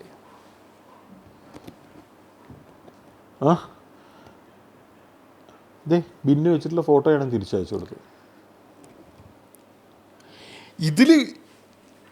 ഇതിലൊരു കോംപ്രമൈസും ഇല്ലേ. സോ ഇത്രത്തോളം ഇപ്പോൾ ഈ കംപ്ലയിൻറ്റ്സ് വരുന്നുണ്ടെങ്കിലും അല്ലെങ്കിൽ കസ്റ്റമേഴ്സിൻ്റെ ഭാഗത്ത് നിന്ന് വരുമ്പോഴും അവരോട് സംസാരിക്കാനും അല്ലെങ്കിൽ അവർക്ക് വേണ്ടി ഒരു ഉത്തരം കൊടുക്കാൻ തയ്യാറാവുന്ന നേരത്തെ തുടക്കത്തിൽ പറഞ്ഞൊരു കാര്യമുണ്ട്. ഒരു സെക്കൻഡ് mrinal@hungrymrinal.com ഇതാണ് എൻ്റെ ഇമെയിൽ അഡ്രസ്സ്. ഹംഗ്രി മൃണാളായിട്ട് ബന്ധപ്പെട്ട് ഈ ഫോണിൽ നിങ്ങൾ നേരത്തെ എന്നെ കോണ്ടാക്ട് ചെയ്ത നമ്പറില്ലേ, നിങ്ങൾ കോണ്ടാക്ട് ചെയ്തതാണേ? അതെ അതെ. 9995930055. വിളിച്ചാൽ എന്നെ എപ്പോഴും കിട്ടണമെന്നില്ല, കാരണം നമ്മൾ പല പരിപാടിയിലായിരിക്കും. വാട്സാപ്പ് ചെയ്തോളൂ. നിങ്ങളുടെ മൊബൈലിൽ ചെക്ക് ചെയ്ത് ഇതന്നെയല്ലേ നമ്പറൊന്നും. ഈ നമ്പറില്ലേ, ഇതിപ്പോൾ ഈ പറയുന്നത് അത്ഭുതമൊന്നുമല്ല. ഞാൻ എത്രയോ വീഡിയോകളിൽ, എത്രയോ റീലുകളിൽ ഞാൻ സ്ഥിരമായിട്ട് പറയുന്ന നമ്പറാണ്. ഈ നമ്പറിൽ വിളിച്ചാൽ എൻ്റെ ഫോൺ അടിക്കുമെന്നേ. നിങ്ങളെന്നെ വിളിച്ചല്ലേ കുറച്ച് നേരത്തെ, ഞാൻ തന്നെയല്ലേ ഫോൺ എടുത്തത്, സംശയമൊന്നുമില്ലല്ലോ. അപ്പോൾ കസ്റ്റമേഴ്സിൻ്റെ അടുത്തുനിന്ന് ഫീഡ്ബാക്ക് കിട്ടുക എന്ന് പറയുന്നത് വളരെ ഇമ്പോർട്ടൻ്റ് ആണ്. പക്ഷെ ഒറ്റ പ്രശ്നമേ ഉള്ളൂ, കസ്റ്റമർ ആയിരിക്കണം. ഓക്കെ. ഈ കസ്റ്റമർ ആയിരിക്കണം. അതുപോലെ തന്നെ തുടക്കത്തിൽ പറഞ്ഞൊരു കാര്യമുണ്ട്, ഭയങ്കരമായിട്ട് ഉൾക്കൊള്ളാൻ പറ്റാത്ത രീതിയിലുള്ള ഒരു ഫീഡ്ബാക്ക് അവരുടെ ഭാഗത്തുനിന്ന് വരരുത്, അല്ലെങ്കിൽ പക്ഷെ തുടക്കത്തിൽ പറഞ്ഞു വന്നത് അതായിരുന്നു. ഈ സാനിറ്ററി നാപ്കിൻ്റെ അപ്പുറത്ത് ഫീഡ്ബാക്ക് കിട്ടില്ല. നേരത്തെ തുടക്കത്തിൽ പറഞ്ഞു തുടങ്ങിയത് അതായിരുന്നു. ചില കാര്യം നമുക്ക് അങ്ങ് ഉൾക്കൊള്ളാൻ പറ്റില്ല, ഭയങ്കരമായിട്ട് പെയിൻ ഉണ്ടാക്കുന്ന ഒരു കാര്യമാണെന്ന് പറഞ്ഞിട്ടായിരുന്നു വിഷയത്തിലോട്ട് വന്നത്. പെയിനും പറഞ്ഞില്ല, അല്ല പെയിനുള്ള വാക്കല്ല, അതെ അതെ. ഈ സാധനം പറഞ്ഞു ഈ ഓൾറെഡി നിന്ന് കിട്ടുന്നതിൻ്റെ പരിമിതിയെ കുറിച്ചാണ് നേരത്തെ സംസാരിച്ചത് അല്ലേ? ഫീഡ്ബാക്ക് ഒരിക്കലും അല്ല. എൻ്റെ റെസ്റ്റോറൻറ്റിൽ കഴിഞ്ഞ ഒരു 1.5 മാസത്തിനിടയിൽ, ഇടപ്പള്ളി റെസ്റ്റോറൻറ്റിൽ 1.5 മാസത്തിനിടയിൽ കസ്റ്റമേഴ്സ് തന്ന ഫീഡ്ബാക്ക് എന്താണെന്നും അതിനനുസരിച്ച് എന്ത് ചേഞ്ച് വരുത്തിയെന്നും വേണമെങ്കിൽ അടുത്ത 1 മണിക്കൂർ ഞാൻ സംസാരിക്കാം. തുടങ്ങട്ടെ. അപ്പോൾ എന്തുകൊണ്ടാണ് ശരിക്കും ഈ പാമ്പുകളോട് ഉപമിക്കുന്നത്? അപ്പോൾ എന്തുകൊണ്ടാണ്? അപ്പോൾ കസ്റ്റമേഴ്സ് അല്ല വിമർശിക്കുന്നവരൊന്നും കസ്റ്റമേഴ്സ് അല്ല, വിമർശിക്കുന്നവരല്ല. ഈ അയക്കുന്നവരെ ഒരു തവണ പോലും ആ റെസ്റ്റോറൻറ്റിൽ വരാതെ ആ റെസ്റ്റോറൻറ്റിനെ കുറിച്ച് ഫീഡ്ബാക്ക് തരുന്നവർ എൻ്റെ കസ്റ്റമേഴ്സ് അല്ല. അവർ വന്നില്ല എന്ന് എങ്ങനെ ഉറപ്പ് പറയാൻ പറ്റും? ഞങ്ങൾക്കറിയില്ലേ. അതിൽ ഒന്നാമത് ഇന്ന് അല്ലെങ്കിൽ ഇന്നലെ, മിനിഞ്ഞാന്ന്, അതിൻ്റെ തലേന്ന് ആ റെസ്റ്റോറൻറ്റിൽ എന്ത് നടന്നു ഞങ്ങൾക്ക് നല്ല ധാരണയുണ്ട്. ഓരോ വരുന്ന കസ്റ്റമറുടെയും ഫോട്ടോ എടുത്തു വെക്കാൻ ഒന്നും ഞങ്ങൾ മെനക്കെട്ടിട്ടില്ല. പക്ഷേ ആൾക്കാർ സംസാരിക്കുന്നത് കേട്ടാൽ വി അണ്ടർസ്റ്റാൻഡ്. ചിലവർ ചിലപ്പോൾ നേരിട്ട് പറയാൻ ബുദ്ധിമുട്ടുള്ളവർ ചിലപ്പോൾ വീഡിയോയിലൂടെ അവതരിപ്പിക്കുന്നവരുണ്ടാവുമല്ലോ. ആയിക്കോട്ടെ, വിരോധമില്ല. സോ അങ്ങനെ പറയുന്നവരാണെങ്കിൽ പോലും അത്തരത്തിൽ അവരുടെ അഭിപ്രായം കൂടിയല്ല, വിമർശനമാണെങ്കിലും അത് അവരെനിക്ക് അയച്ചു തന്നിട്ടില്ല. അല്ല, നേരിട്ട് അയക്കണമെന്നായിരിക്കില്ല. ഒരു ഉദാഹരണത്തിന്, ഫോർ എക്സാമ്പിൾ, എനിക്കാരും അയച്ചു തന്നതല്ല, എന്നോട് ഒരു ഇൻ്റർവ്യൂവിൽ ഒരാൾ ചോദിച്ചതാണ്. ഒരു സ്ത്രീ തന്നെയല്ലേ, ഒരു സ്ത്രീ വന്നു എന്നും അവർക്ക് ചൂടില്ലാത്ത ഭക്ഷണം കിട്ടിയിരുന്നു. ഓക്കെ. ആ ഇൻ്റർവ്യൂവിൽ വിശദമായിട്ട് ഞാൻ പറയുന്നുണ്ട്, അത് എൻ്റെ മാത്രം തെറ്റാണ്. ഞങ്ങളുടെ റെസ്റ്റോറൻറ്റിൽ ഭക്ഷണം അതായത് ഇതെല്ലാം ബൾക്ക് കുക്കിംഗ് ആണ്. ഈ പറയുന്ന ബീഫ് കറിയോ അല്ലെങ്കിൽ ചിക്കൻ കറിയോ വറുത്തരച്ച ചിക്കൻ കറിയോ ഒന്നും നമുക്കൊരു കസ്റ്റമർ ഓർഡർ ചെയ്യുമ്പോൾ നമുക്ക് ഉണ്ടാക്കി കൊടുക്കാൻ പറ്റുന്നതല്ല.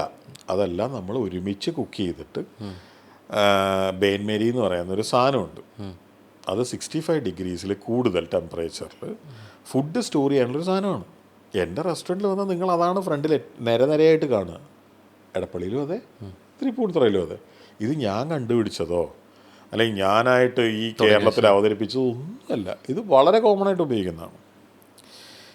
ഇപ്പം ചില റെസ്റ്റോറൻറ്റിൽ പോയിട്ട് ഭക്ഷണത്തിന് ചൂടില്ല എന്ന് നമുക്ക് തോന്നുന്നുണ്ടെങ്കിൽ പിറ്റേന്നും തോന്നുന്നുണ്ടെങ്കിൽ അവർ ബേൻമേരി ഉപയോഗിക്കുന്നില്ല. സിമ്പിൾ. ബേൻമേരി ഉപയോഗിക്കണം, നിയമം അതാണ്. അതായത് 65 ഡിഗ്രീസിൻ്റെ മുകളിൽ ടെമ്പറേച്ചറിൽ ഹോട്ട് ഫുഡ് കീപ്പ് ചെയ്യണം എന്നുള്ളതാണ് ഇന്ത്യയിലെ നിയമം. അത് എന്തുകൊണ്ടെന്ന് വെച്ച് കഴിഞ്ഞാൽ വളരെ സിമ്പിളാണ്. ശാസ്ത്രീയമായിട്ട് 5 ഡിഗ്രിയുടെ മേലെ 6 ഡിഗ്രി മുതൽ 65 ഡിഗ്രി വരെയാണ് ബാക്ടീരിയ ഫുഡിലുണ്ടാവുക. ഇതൊന്നും ഞാൻ പറഞ്ഞിട്ട് വേണ്ട ആരും അറിയാൻ. ഇതൊക്കെ വളരെ കോമൺ ഇൻഫർമേഷനാണ് ഫുഡ് ഇൻഡസ്ട്രിയിലെ. ഈ ബേൻമേരി അവിടെ നിരന്നിരിക്കുന്നുണ്ട്. ഇതെല്ലാം കണക്റ്റഡാണ്. ഇതിൽ 65 ഡിഗ്രിയുടെ മേലേ ടെമ്പറേച്ചർ ഉള്ളൂ. അവിടെ തെർമോമീറ്ററും ഉണ്ട്. ഇവർക്ക് ഈ ഫുഡ് ചൂടോടെ കിട്ടിയിട്ടില്ലെങ്കിൽ, അതായത് ഒരു കസ്റ്റമർ ഒരു വീഡിയോ ചെയ്തതിനെക്കുറിച്ചാണ് പറയുന്നത്, അവരത് എന്നോട് നേരിട്ട് പറഞ്ഞിട്ടില്ല. എൻ്റെ ഇമെയിലിലോ എന്നെ വിളിച്ചിട്ടോ അല്ലെങ്കിൽ അവിടെയുള്ള ആൾക്കാരോട് കംപ്ലൈൻറ്റ് പറയുകയോ ഒന്നും ചെയ്തിട്ടില്ല. അവരാകെ ചെയ്തൊരു വീഡിയോ ചെയ്തു. അതും എൻ്റെ ശ്രദ്ധയിൽപ്പെട്ടിട്ടുണ്ടായിരുന്നില്ല. എനിക്കൊരു അരമണിക്കൂർ ഇവിടെ സമയം കിട്ടിയപ്പോൾ ഞാനവിടെ പോയി ജോലി ചെയ്യല്ലേ ചെയ്ത്, ഉറപ്പല്ലേ? ബാക്ക്ഗ്രൗണ്ടിൽ പാട്ടും വെച്ചിട്ട്, ഉറപ്പല്ലേ? അത്രയധികം ജോലി ഉണ്ട്, ഒന്നും ചെയ്യാൻ പറ്റില്ല. കാരണം വേറെ വഴിയൊന്നുമില്ല. ജീവിക്കാൻ ഒരുപാട് പൈസ വേണം. പൈസ കിട്ടാൻ ജോലി ചെയ്തേ പറ്റൂ. എന്നെ ഒന്നും സപ്പോർട്ട് ചെയ്യാൻ ഈ ലോകത്ത് ഒരാളുമില്ല. ഇമോഷണലി സപ്പോർട്ട് ചെയ്യാനുണ്ടാവും, ഫൈനാൻഷ്യലി സപ്പോർട്ട് ചെയ്യാൻ പറ്റില്ല. നമ്മൾ പണിയെടുത്തിട്ടേ നമുക്ക് കാശുണ്ടാവുള്ളൂ. സോ അങ്ങനെ എന്നെ ജീവിക്കാൻ പറ്റുള്ളൂ. അപ്പോൾ ആ ഇൻ്റർവ്യൂ ഇപ്പോൾ യൂട്യൂബിലുണ്ട്.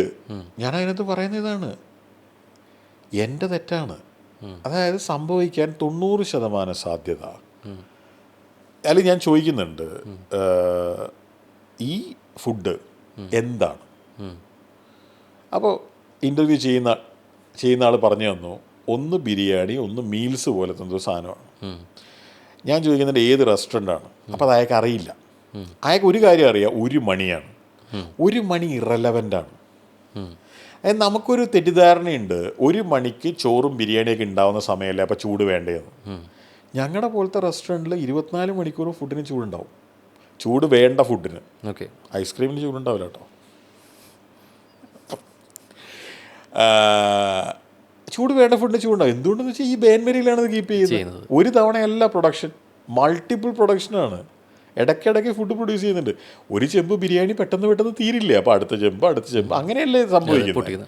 അപ്പോൾ 1 മണി എന്ന് പറയുന്നതിന് സിഗ്നിഫിക്കൻസ് ഇല്ല. പക്ഷേ ഒരു സാധാരണ മനുഷ്യന് 1 മണിക്ക് വലിയ സിഗ്നിഫിക്കൻസ് തോന്നും. എന്തുകൊണ്ടെന്ന് വെച്ച് കഴിഞ്ഞാൽ ആ സമയത്തല്ലേ ഇതെല്ലാം ഉണ്ടാവുന്നത്. അപ്പം പോലും ചൂടില്ലെങ്കിൽ അതിന് കാര്യമില്ല. കാരണം നമ്മൾ 7:30-ക്കാണ് റെസ്റ്റോറൻറ്റ്, എടപ്പള്ളി റെസ്റ്റോറൻറ്റ് തുടങ്ങുന്നത്. രാത്രി 1 മണി വരെ റെസ്റ്റോറൻറ്റ് ഉണ്ട്. ക്ലൗഡ് കിച്ചൺ 2 മണി വരെ ഓപ്പറേറ്റ് ചെയ്യുന്നുണ്ട്. ഫുൾ ടൈം ചൂടുണ്ടായേ പറ്റൂ. എന്ന് വെച്ച് ക്ലൗഡ് കിച്ചണിൽ നിങ്ങൾ മേടിക്കുന്ന ഫുഡ് വീട്ടിലെത്തുമ്പോൾ ചൂടുണ്ടാവണമെന്ന് ഒരു ഉറപ്പില്ല. കണ്ടീഷൻസ് വേറെയാണ്. അപ്പോൾ 90% പോസിബിലിറ്റി എൻ്റെ സ്റ്റാഫിൻ്റെ ഇടയിൽ മിസ്കമ്മ്യൂണിക്കേഷൻസ് ഉണ്ടായിട്ടുണ്ടാവും. അതായത് ഒരാളുടെ ഫുഡ് വിളമ്പി വെച്ചു, ഒരു ടോക്കൺ ഡിസ്പ്ലേ അന്ന് ഉണ്ടോ ഇല്ലയോ എന്ന് എനിക്കറിയില്ല. അതായത് ഞങ്ങൾ ഈ ടോക്കൺ ഡിസ്പ്ലേ കസ്റ്റമർ ഫീഡ്ബാക്ക് കാരണം ഞങ്ങൾ വരുത്തിയതാണ്. ശരിക്കും എന്ത് കഴിച്ചാലും എന്ത് കൊടുത്താലും കഴിക്കുന്ന ആളുകൾ എന്ന രീതിയിലേക്കാണ് എടുത്ത് പറയേണ്ടത്, അല്ലെങ്കിൽ എന്ത് കഴിച്ചാലും അവർക്ക് പ്രശ്നം ഉണ്ടായാലും അവർ വെബിലി പറയില്ല എന്നുള്ള രീതിയിലേക്ക്. അങ്ങനല്ല, എന്ത് കൊടുത്താലും പ്രശ്നമില്ലാത്ത ആൾക്കാരുണ്ട്. ഇപ്പം നിങ്ങൾ ഫുഡിൻ്റെ കാര്യം മാറ്റൂ, ഷർട്ടിൻ്റെ കാര്യം എടുക്കുക. എനിക്ക് നിങ്ങൾ എന്ത് ഷർട്ട് ഇടാൻ തന്നാലും ഞാൻ ഇടും. എനിക്കതിനെക്കുറിച്ച് ഒരു ഒന്നും അറിയാൻ പാടില്ല, ഞാൻ ബോധേടുമല്ല. ഞാൻ ലോകത്താകെ കൺസേൺഡ് ആയിട്ടുള്ള 4-5 കാര്യങ്ങളേ ഉള്ളൂ. എനിക്ക് നിങ്ങൾ എന്ത് കാറ് തന്നാലും ഞാൻ ഡ്രൈവ് ചെയ്യാൻ തയ്യാറൊന്നുമാവില്ല. Because I am interested in cars. ഞാൻ ഫ്ലൈ ചെയ്യുന്ന സമയത്ത് ഞാൻ വളരെ കെയർഫുള്ളായിട്ട് സെലക്ട് ചെയ്യും. കാരണം I am interested in aviation. എനിക്കൊരു ചവറ് പുസ്തകം തന്നാൽ ഞാൻ വായിക്കില്ല. കാരണം I am interested in books. ഞാൻ ഒരു ചവറ സിനിമ കാണാൻ തയ്യാറാവില്ല. കാരണം I am interested in movies കാണുന്നതിൽ. എനിക്ക് ഭക്ഷണം ഇഷ്ടമാണ്. എനിക്ക് ഷർട്ടുകൾ, ഫർണിച്ചർ, എനിക്കൊന്നും അറിയൂല, എന്ത് ഫർണിച്ചറായാലും എന്താണെന്ന് ഞാൻ വിചാരിക്കുള്ളൂ. അപ്പം അങ്ങനെ ഭക്ഷണത്തിനോട് താല്പര്യമില്ലാത്ത ആളുകളും ഉണ്ടാവും. ഈ സ്ത്രീ ഭക്ഷണത്തിനോട് താല്പര്യമുള്ള കൂട്ടത്തിൽപ്പെട്ടതായിരിക്കും. അപ്പം അവർക്ക് ഈ ചൂടില്ലായ്മ എന്ന് പറയുന്നത് ഒരു വലിയ പ്രശ്നമായിരിക്കും. ഞാൻ അവരുടെ കൂടെയാണ്, 100% അവരുടെ കൂടെയാണ്. എന്തെങ്കിലും കലക്കി കൊടുത്ത് ആരെങ്കിലും കഴിച്ചോളൂ എന്ന് വിചാരിക്കുന്ന പരിപാടി ഉണ്ടല്ലോ, ദാറ്റ്സ് നോട്ട് റൈറ്റ്. പക്ഷേ അതിൽ തന്നെ ഒരു അല്ല, ഒറ്റ കാര്യം കൂടെ, സോറി, ഇനി വേറൊരു പോസിബിലിറ്റി ഉണ്ട്. അതായത് ഈ ചൂടില്ലാതിരിക്കാൻ, അതെന്ന് പറയുന്നത് നമ്മുടെ എക്യുപ്മെൻറ്റ്സ് കേടാവുന്നതാണ്. പക്ഷേ ഞാൻ നേരത്തെ പറഞ്ഞല്ലോ, ഒന്ന് മീൽസും ഒന്ന് ബിരിയാണിയാണ്. അതുകൊണ്ട് തന്നെ 2 എക്യുപ്മെൻറ്റ് ഒരേ സമയത്ത് കേടാവണം. അത് റെയറാണ്, അങ്ങനെ സംഭവിക്കാൻ സാധ്യതയില്ല. ഇല്ല. മാത്രമല്ല അങ്ങനെ ഒരു എക്യുപ്മെൻറ്റ് കേടായതിനെക്കുറിച്ച് ആരും പറഞ്ഞ് ഞാൻ കേട്ടുമില്ല. എക്യുപ്മെൻറ്റ് റിപ്പയറും അങ്ങനെയൊക്കെ അതിനൊരു ലോഗും കാര്യങ്ങളൊക്കെ ഉണ്ടാവില്ലേ. അപ്പോൾ ഇതായിരിക്കും കാരണം. ഞങ്ങളുടെ ട്രെയിനിങ്ങിൻ്റെ കുറവായിരിക്കും, ഞങ്ങളുടെ മാത്രം തെറ്റാണ്. സോറി, ഞാനത് കംപ്ലീറ്റ് ചെയ്യാൻ വേണ്ടിയിട്ടാണ് ഞാൻ മനസ്സിലായി. അല്ല, ശരിക്കും ഇതിപ്പോൾ അങ്ങനെ പറയുമ്പോഴാണ് ഭക്ഷണത്തിൻ്റെ കാര്യത്തിലാണെങ്കിൽ പോലും അത്തരത്തിലൊരു അഭിപ്രായം വരാൻ സാധ്യതയില്ല എന്നുള്ളൊരു നിഗമനത്തിലെത്തുന്നു. അതിനപ്പുറത്തേക്ക് ഇപ്പോൾ ഹൈജീനായിട്ടിരിക്കുന്നു, അതിന് വേണ്ടിയിട്ടുള്ള കാര്യങ്ങളെല്ലാം ചെയ്യുന്നു എന്ന് പറയും. ശരിക്കും ഇത്രയും നല്ല ഭക്ഷണം കൊടുത്തു, അല്ലെങ്കിൽ ഭക്ഷണത്തിൻ്റെ രുചിയുടെ കാര്യത്തിൽ എതിരഭിപ്രായം ഇല്ലാന്ന് പറയുമ്പോഴും എതിരഭിപ്രായം ഉണ്ടാവില്ലല്ലോ. സ്വാഭാവികമായിട്ട് എങ്ങനെയാണ് അപ്പോൾ ശരിക്കും ഇത്തരം വിമർശനങ്ങൾ വരുന്നത്? എന്തുകൊണ്ട്? സിമ്പിൾ കാര്യം, ഞങ്ങൾ വെക്കുന്ന ബിരിയാണി ഇന്ത്യ മഹാരാജ്യത്തെ 90% എങ്കിലും, ഈ 90% എന്ന് പറയുന്നത് ക്ലീഷേ പ്രയോഗമാണെന്ന് എനിക്ക് അറിയാഞ്ഞിട്ടല്ല, പക്ഷേ ഞങ്ങളത് ഓൾമോസ്റ്റ് കാൽക്കുലേറ്റ് ചെയ്തെടുത്തതാണ്. ഇന്ത്യയിൽ ഉള്ള ബിരിയാണികളുണ്ട്, 90% ആൾക്കാരെങ്കിലും കഴിച്ചിട്ട് നല്ലതല്ലെന്ന് പറയാനാണ് സാധ്യത. നല്ലതല്ലെന്ന് എന്തുകൊണ്ടെന്നറിയോ? ഞങ്ങൾ ഉപയോഗിക്കുന്ന അരി അതല്ല ബഹുഭൂരിഭാഗം ബിരിയാണിയിൽ ഉപയോഗിക്കുന്നത്. ഞങ്ങൾ ഉപയോഗിക്കുന്ന മസാലയുടെ അളവ് അതല്ല ബഹുഭൂരിഭാഗം ബിരിയാണിയിൽ ഉപയോഗിക്കുന്നത്. ഞങ്ങൾ ഉപയോഗിക്കുന്ന പോലെ ഫ്രഷ് ചിക്കൻ അല്ല. ഈ ഫ്രഷ് ചിക്കനൊരു വലിയ തകരാറുണ്ട്.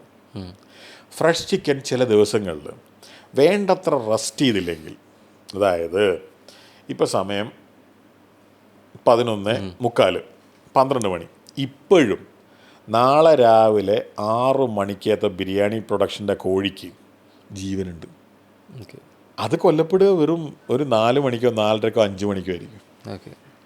അപ്പോൾ മീറ്റ് സ്ലോട്ടർ ചെയ്തിട്ട് ഒരു പെർട്ടിക്കുലർ റെസ്റ്റ് ടൈം ആ മീറ്റിന് കിട്ടിയില്ലെങ്കിൽ അത് ഹാർഡാവും. ഞങ്ങളുടെ ബിരിയാണിനെ കുറിച്ച് ഒരുപാട് കസ്റ്റമേഴ്സ് പറഞ്ഞിട്ടുള്ള കംപ്ലൈൻ്റാണ് മീറ്റ് ഹാർഡാവുന്നു. ഇതാണ് പ്രശ്നം. അതെന്താണെന്ന് വെച്ച് കഴിഞ്ഞാൽ ചില ദിവസങ്ങളിൽ ഈ കോഴിക്കടക്കാരനെ എഴുന്നേക്കാൻ വൈകിയെന്ന് വെച്ചാൽ സംഭവിക്കാമല്ലോ, അല്ലെങ്കിൽ വേറെ എന്തെങ്കിലും സംഭവിച്ചെന്ന് വെച്ചാൽ അപ്പം മീറ്റിന് റെസ്റ്റ് ടൈം കിട്ടിയിട്ടുണ്ടാവില്ല. ഞങ്ങൾക്ക് ബിരിയാണി പ്രൊഡക്ഷൻ ലേറ്റ് ആക്കാൻ പറ്റില്ല, സംഭവിക്കാം.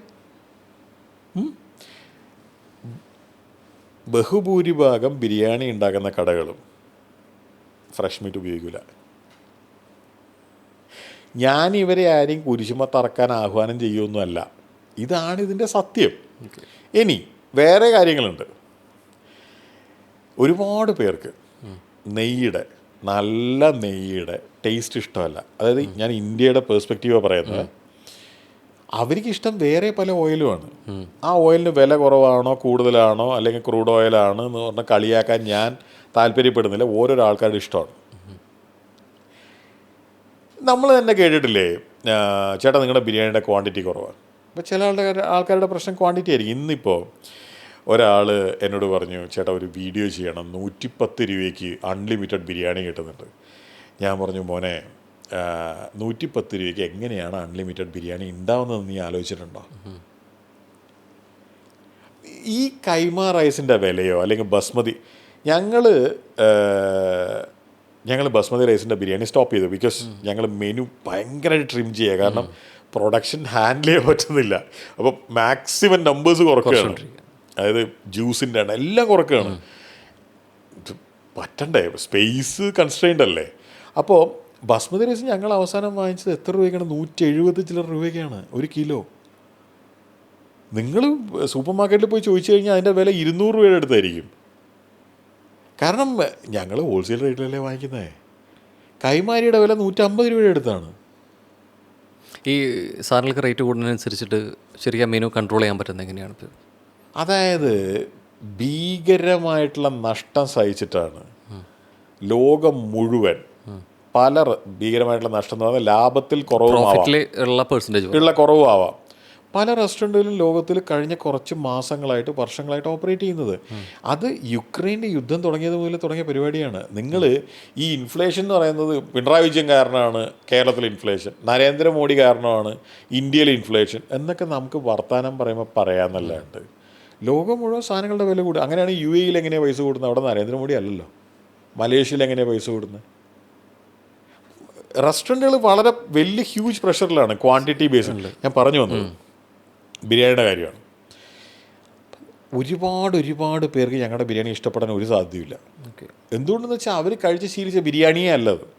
ഇനി നമ്മൾ ഇവിടെ ഇന്ത്യയുടെ കാര്യമൊക്കെ വിട്ട് നമ്മൾ കേരളത്തിൻ്റെ കാര്യം എടുത്താൽ, കൊച്ചിയുടെ കാര്യം എടുത്താൽ, ഇവിടുത്തെ ഓൾമോസ്റ്റ് ഞാൻ കഴിച്ചിട്ടുള്ള എല്ലാ ബിരിയാണിനേക്കാളും എല്ലാ ബിരിയാണിനേക്കാളും തന്നെ പറയാം, ഏകദേശം 1-2 എക്സെപ്ഷൻസ് ഉണ്ടാവും. ഞങ്ങളുടെ ബിരിയാണിയിൽ അത്രയൊന്നും സ്പൈസ് ഇല്ല, അതായത് എരിവില്ല.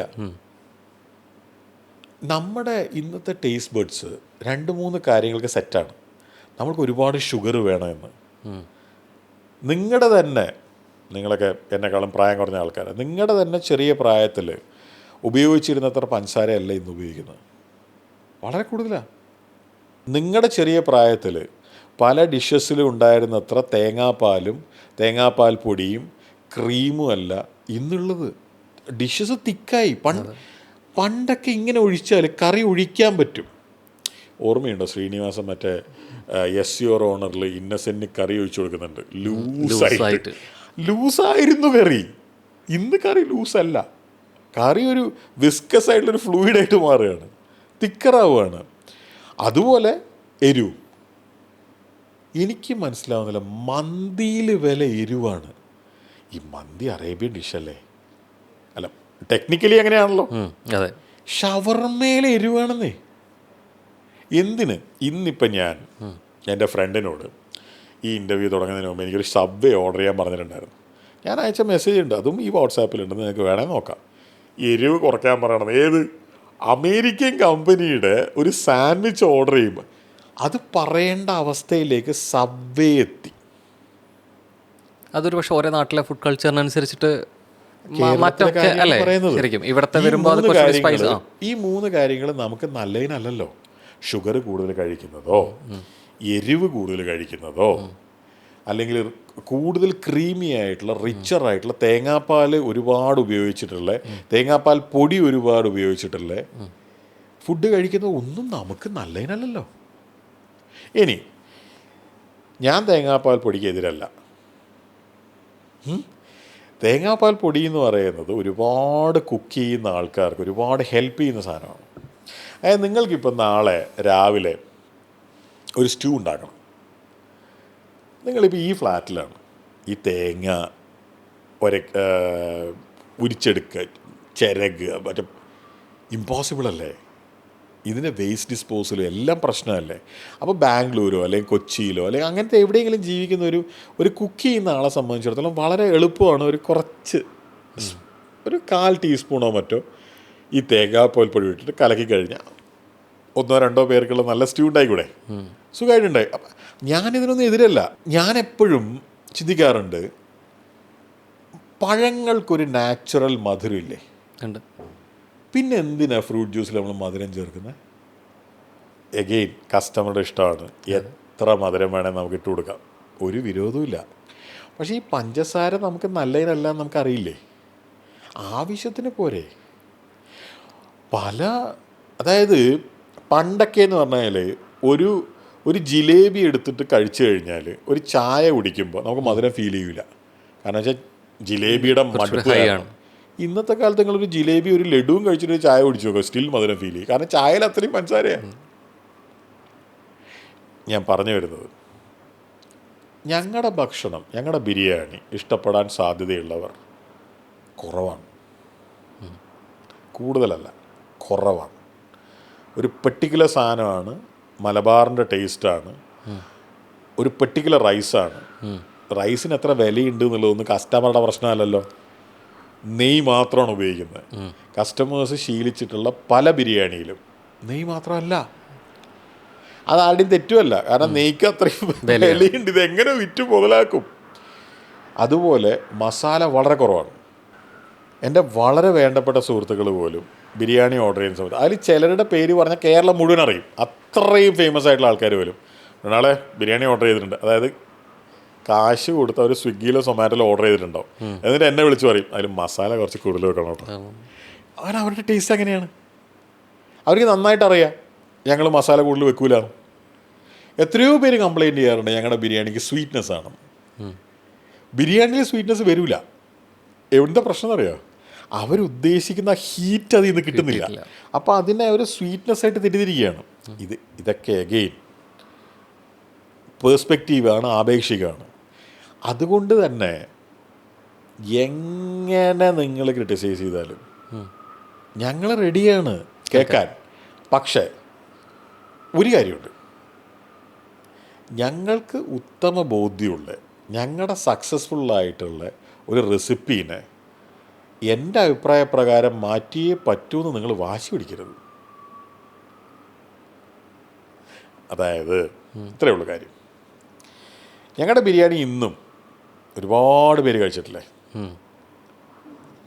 ഇപ്പം നേരത്തെ സന്ദീപിനെ ഞാൻ 10 മണിക്ക് വിളിക്കുമ്പോൾ ആ റെസ്റ്റോറൻറ്റ് മുഴുവൻ ആളുണ്ട്. ഇന്ന് രാത്രി 1 മണി വരെ അല്ലെങ്കിൽ ക്ലൗഡ് കിച്ചണിൽ 2 മണി വരെ നമ്മൾ ആ ബിരിയാണി വെക്കും. മൾട്ടിപ്പിൾ പ്രൊഡക്ഷൻസ് ഉണ്ട്. തൃപ്പൂണിത്തുറയിൽ വിൽക്കുന്നുണ്ട്. രാവിലെ ഒരു 10:30-ക്കൊക്കെ സെല്ല് ചെയ്ത് തുടങ്ങിയിട്ടുണ്ടാവും.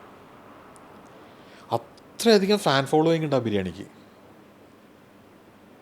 അപ്പോൾ ഒരാളുടെ നിർബന്ധപ്രകാരം ആ റെസിപ്പി മാറ്റാൻ എനിക്ക് പറ്റൂല. പോട്ടെ, നിങ്ങൾ ഏതെങ്കിലും ഒരാൾ നിങ്ങൾ വിട്, എനിക്ക് തോന്നുകയാണ് മാറ്റണം എന്ന് വെച്ചോ,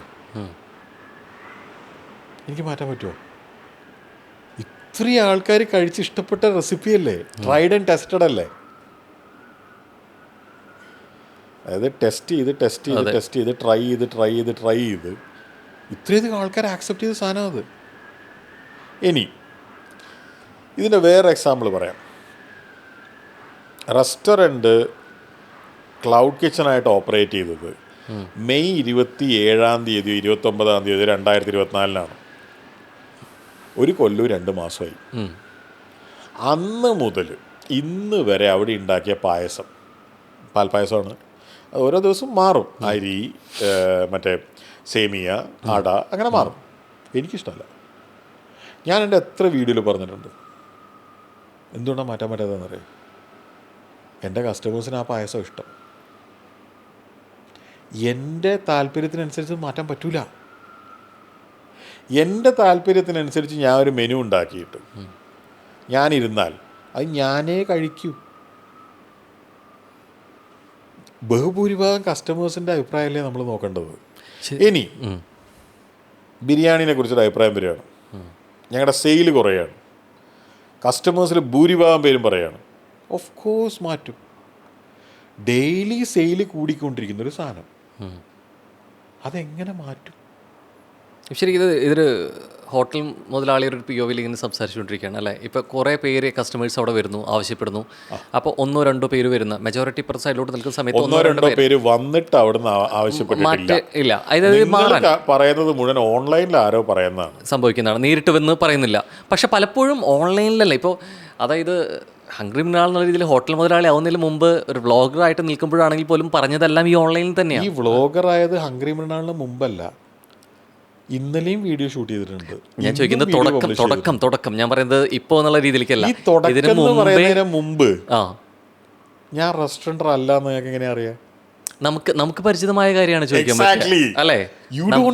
നമുക്ക് പരിചിതമായിട്ടുള്ള കാര്യമാണ് ചോദിക്കാൻ പറ്റുക. ആദ്യം ജോലി ചെയ്തത് ഞാൻ വീഡിയോ ചെയ്യാൻ തുടങ്ങിയിട്ട് 7 കൊല്ലമേ ആയിട്ടുള്ളൂ. അതെ, ഞാൻ ഒരു റെസ്റ്റോറൻറ്റിൽ ആദ്യം ജോലി ചെയ്തത് 17-18 കൊല്ലം മുമ്പാണ്. അത് സ്വന്തമല്ലല്ലോ, നമ്മൾ വേറെ ആളുടെ സ്ഥാപനത്തിൽ കൺസൾട്ടൻസി തുടങ്ങിയിട്ട് ഞാൻ റെസ്റ്റോറൻറ്റ്സിന് വേണ്ടി കാര്യങ്ങൾ തീരുമാനിക്കാൻ തുടങ്ങിയിട്ട്. ഇന്ന് എൻ്റെ റെസ്റ്റോറൻറ്റ്സിന് വേണ്ടി ഞാൻ തീരുമാനിക്കുന്നതിനേക്കാളും ഫേമായിട്ട് കാര്യങ്ങൾ തീരുമാനിക്കാൻ തുടങ്ങിയിട്ട് ഈ വ്ലോഗ് ചെയ്യുന്നതിന് മുമ്പ് എത്രയോ കൊല്ലങ്ങളായില്ലേ. ഞാൻ പറഞ്ഞ ചോദ്യം അതല്ല, ഈ ഓൺലൈനിലല്ലേ എന്ന് പറഞ്ഞതിനാണ് ഞാൻ ചോദിച്ചത്. ഓൺലൈൻ തന്നെയായിരുന്നു മൃണാൾ ഓൺലൈനിലാണെങ്കിൽ- സംസാരിച്ചുകൊണ്ടിരുന്നത് അല്ലേ?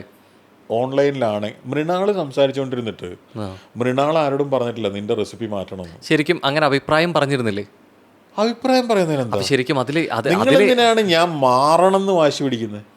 ദാറ്റ് ഇസ് ഓൺലി അല്ല, ഇത് അവര് പറയുന്ന അവരുടെ അഭിപ്രായമല്ലേ? പറഞ്ഞോട്ടെ, ഞാൻ എതിരെ പറഞ്ഞു. അതാണ് ചോദ്യം. അവര് അത്തരത്തിലുള്ള അഭിപ്രായം പറയാൻ അവരുടെ സ്വാതന്ത്ര്യമില്ലേ എന്നാണ് ചോദിക്കുന്നത്. നിങ്ങളുടെ സ്വാതന്ത്ര്യം നിങ്ങൾക്ക് തരാതിരിക്കാൻ ഞാൻ ബ്രിട്ടീഷുകാരനാണോ? ഈ ഫുഡിൽ നേരത്തെ പറഞ്ഞ പോലെ ഈ കസ്റ്റമർ അത്തരത്തിൽ വരുമ്പോൾ നമുക്ക് ഇമ്പ്രൂവ് ചെയ്യാനും മാറ്റങ്ങൾ വരുത്താനും അത് ഗുണം ചെയ്യുന്നു എന്ന് പറഞ്ഞു. ഇത്തരം അഭിപ്രായങ്ങൾ പറയുമ്പോൾ മെജോറിറ്റി അത് പറയുന്നില്ല എന്നുള്ളത് പറയുന്നു. അപ്പോൾ അതെങ്ങനെയാണ് അത് ഇമ്പ്രൂവ് ചെയ്യാൻ ഗുണം ചെയ്യുക എന്നുള്ള വാക്ക് ഞാൻ ഉപയോഗിച്ചില്ല. അല്ല, ഞാൻ പറയുന്നത് കൂടുതൽ നേരത്തെ പറഞ്ഞത് തന്നെയല്ലേ, കൂടുതൽ പേര് പറയുന്നതിനെയാണല്ലോ മെജോറിറ്റി പേര് ഞാൻ ഉപയോഗിച്ചില്ല. ഉണ്ട്, കൂടുതൽ പേര് അത് ഭക്ഷണം കഴിക്കുന്നു. ഞാൻ റെസ്റ്റോറൻറ്റിൽ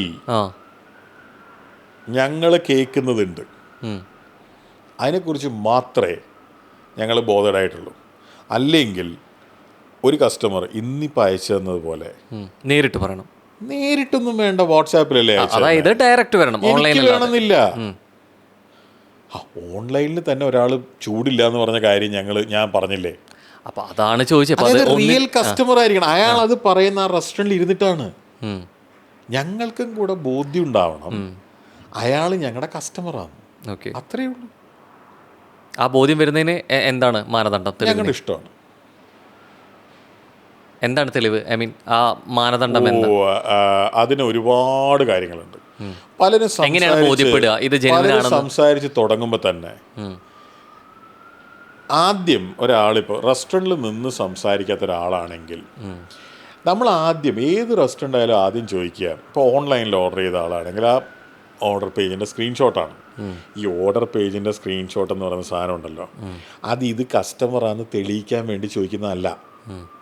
നമുക്ക് ആ ഓർഡർ നമ്പർ വേണം, അതിൻ്റെ ടൈം ലൈൻ വേണം. കാരണം ഇതിനകത്ത് ഒരുപാട് ഫാക്ടേഴ്സ് ഇൻവോൾവ് ആയിട്ടുണ്ട്.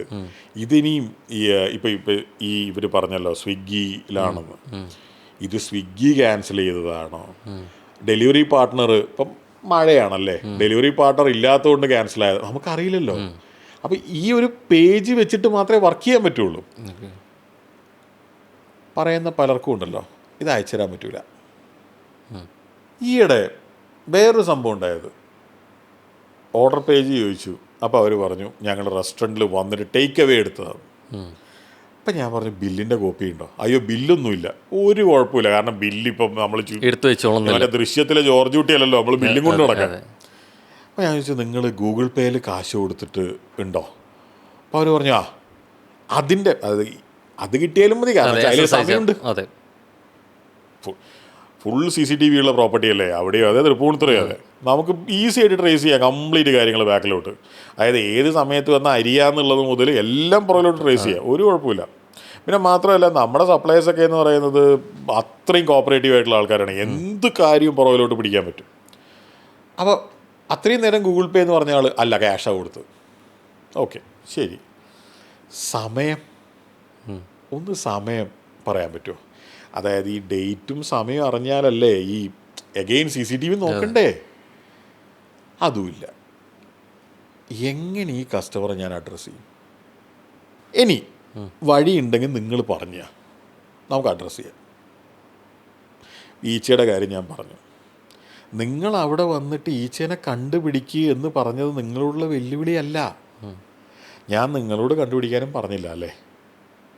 നിങ്ങളൊരാളെ തന്നോ ശമ്പളത്തിന്, അയാളുടെ ശമ്പളം ഞാൻ കൊടുക്കാം. അയാൾ ഈച്ചേനെ കണ്ടുപിടിക്കുകയാണെങ്കിൽ അത് എനിക്കുള്ള ഹെൽപ്പല്ലേ? അയാൾ ഈച്ചേനെ കണ്ടുപിടിക്കുകയാണെങ്കിൽ എന്നാണോ അതോ കൊച്ചിയിൽ കാണുന്നതിനേക്കാൾ കൂടുതൽ ഈച്ചേനെ കണ്ടുപിടിക്കുകയാണെങ്കിൽ ഏതാണ്? ഈച്ചേനെ കണ്ടുപിടിച്ചാൽ മതി. കാരണം ഞാൻ ഈ പേ ചെയ്തിട്ട് പെസ്റ്റ് കൺട്രോളും കഷ്ടപ്പാടും പിന്നെ രാത്രി 1 മണി വരെ 2 മണി വരെയൊക്കെ ആൾക്കാർ നിന്നിട്ട് ഈ പെസ്റ്റ് കൺട്രോൾ മോണിറ്റർ ചെയ്യുന്നു. ഇത്രയും കഷ്ടപ്പെട്ടിട്ട് ഇത് വർക്കൗട്ട് ആവുന്നില്ലെങ്കിൽ ഈ പെസ്റ്റ് കൺട്രോൾ കമ്പനി ശരിയല്ല എന്നല്ല അതിൻ്റെ അർത്ഥം. പക്ഷെ നേരത്തെ അങ്ങനെ എല്ലാ സ്റ്റേറ്റ്മെന്റ് ഉണ്ടായിരുന്നേ, കൊച്ചിയിൽ കാണാവുന്ന ഈച്ചയെ അവിടെ ഉണ്ടാവൂ, അതിനേക്കാൾ കൂടുതൽ വരുമെങ്കിൽ എന്ന് പറഞ്ഞായിരുന്നു. അതുകൊണ്ട് ചോദിച്ചത്. ഞാൻ അതല്ല ഉദ്ദേശിച്ചത്. പെസ്റ്റ് കൺട്രോളിൻ്റെ കേസിൽ വരുമ്പോൾ അതായത് ഒരു യൂഷ്വൽ കസ്റ്റമർ അജിറ്റേറ്റഡ് ആവണമെങ്കിൽ കൊച്ചിയിൽ കാണുന്നതിനേക്കാളും കൂടുതൽ ഈച്ചയെ കാണണ്ടേ എന്നാണ് ഞാൻ ഉദ്ദേശിച്ചത്. പക്ഷെ എൻ്റെ പെസ്റ്റ് കൺട്രോൾ സ്റ്റാൻഡേർഡ്സ് എന്ന് പറയുന്നത് 0 ടോളറൻസ് ആണ്. അതിലൊരു സംശയമില്ല. ശരിക്കും നമ്മളിപ്പോൾ നേരത്തെ പറഞ്ഞ പോലെ തന്നെ ഇപ്പോൾ നമ്മൾ പുറമേ ഒരു സ്ഥലത്ത് ഇരിക്കുന്നതോ അല്ലെങ്കിൽ ഒരു പബ്ലിക് പ്ലേസിൽ ഇരിക്കുന്നത് പോലെ ആയിരിക്കില്ല നമ്മൾ ഭക്ഷണം കഴിക്കാതിരിക്കുമ്പോൾ കാണുന്നത്. നമ്മൾ ഭയങ്കരമായിട്ട് അല്ലേ നമ്മൾ ട്രാവൽസിൽ പോകും. കൊച്ചിയിലെ ഏതെങ്കിലും ഒരു ബിൽഡിംഗ് എന്ന് പറഞ്ഞാൽ ഞാൻ മറ്റേ കൊച്ചി ഷിപ്പ് യാർഡിന്റെ കാര്യമല്ല ഉദ്ദേശിച്ചത്, കൊച്ചിയിലെ റെസ്റ്റോറൻറ്റുകൾ തന്നെയാണ് ഉദ്ദേശിച്ചത്. അപ്പോൾ അതാ ചോദിച്ചത്, ഭക്ഷണം കഴിക്കുമ്പോൾ നമുക്ക് ഭയങ്കരമായിട്ട് അത് അല്ലേ മറ്റേ ഏതൊരു സമയത്തിൻ്റെയോ സ്ഥലത്തെ മാത്രമാണെന്നില്ല. ഇപ്പോൾ ഹോസ്പിറ്റലിലാണെങ്കിൽ അങ്ങനെ പെർട്ടിക്കുലർ സ്ഥലങ്ങളുണ്ടോ? ഇപ്പോൾ നിങ്ങളൊരു ഹോസ്പിറ്റലിൽ ഇരിക്കുമ്പോൾ നിങ്ങൾക്ക് തീരെ സഹിക്കാൻ പറ്റില്ല. അല്ലെങ്കിൽ നിങ്ങൾ ഭക്ഷണം കഴിക്കാനിരിക്കുന്ന സ്ഥലത്ത് ഒരു സൂപ്പർ മാർക്കറ്റിൽ നിങ്ങൾക്ക് സഹിക്കാൻ പറ്റുമോ? ഇപ്പോൾ നിങ്ങൾ നാളെ ഒരു സൂപ്പർ മാർക്കറ്റിൽ പോയിട്ട് നിങ്ങൾ അവിടുന്ന് പഴങ്ങളോ പച്ചക്കറികളോ ഒക്കെ എടുക്കുമ്പോൾ ചില ആൾക്കാർ പറയും അതിൻ്റെ മുകളിൽ ഈച്ച വന്നിരിക്കുന്നുണ്ടെങ്കിൽ അതിൻ്റെ അർത്ഥം അത് നല്ലതാണെന്നാണ്. പക്ഷെ സ്റ്റിൽ നിങ്ങൾക്കത് ഇഷ്ടപ്പെടുമോ? ഇല്ലല്ലോ. ചില സ്ഥലങ്ങളില്ലേ.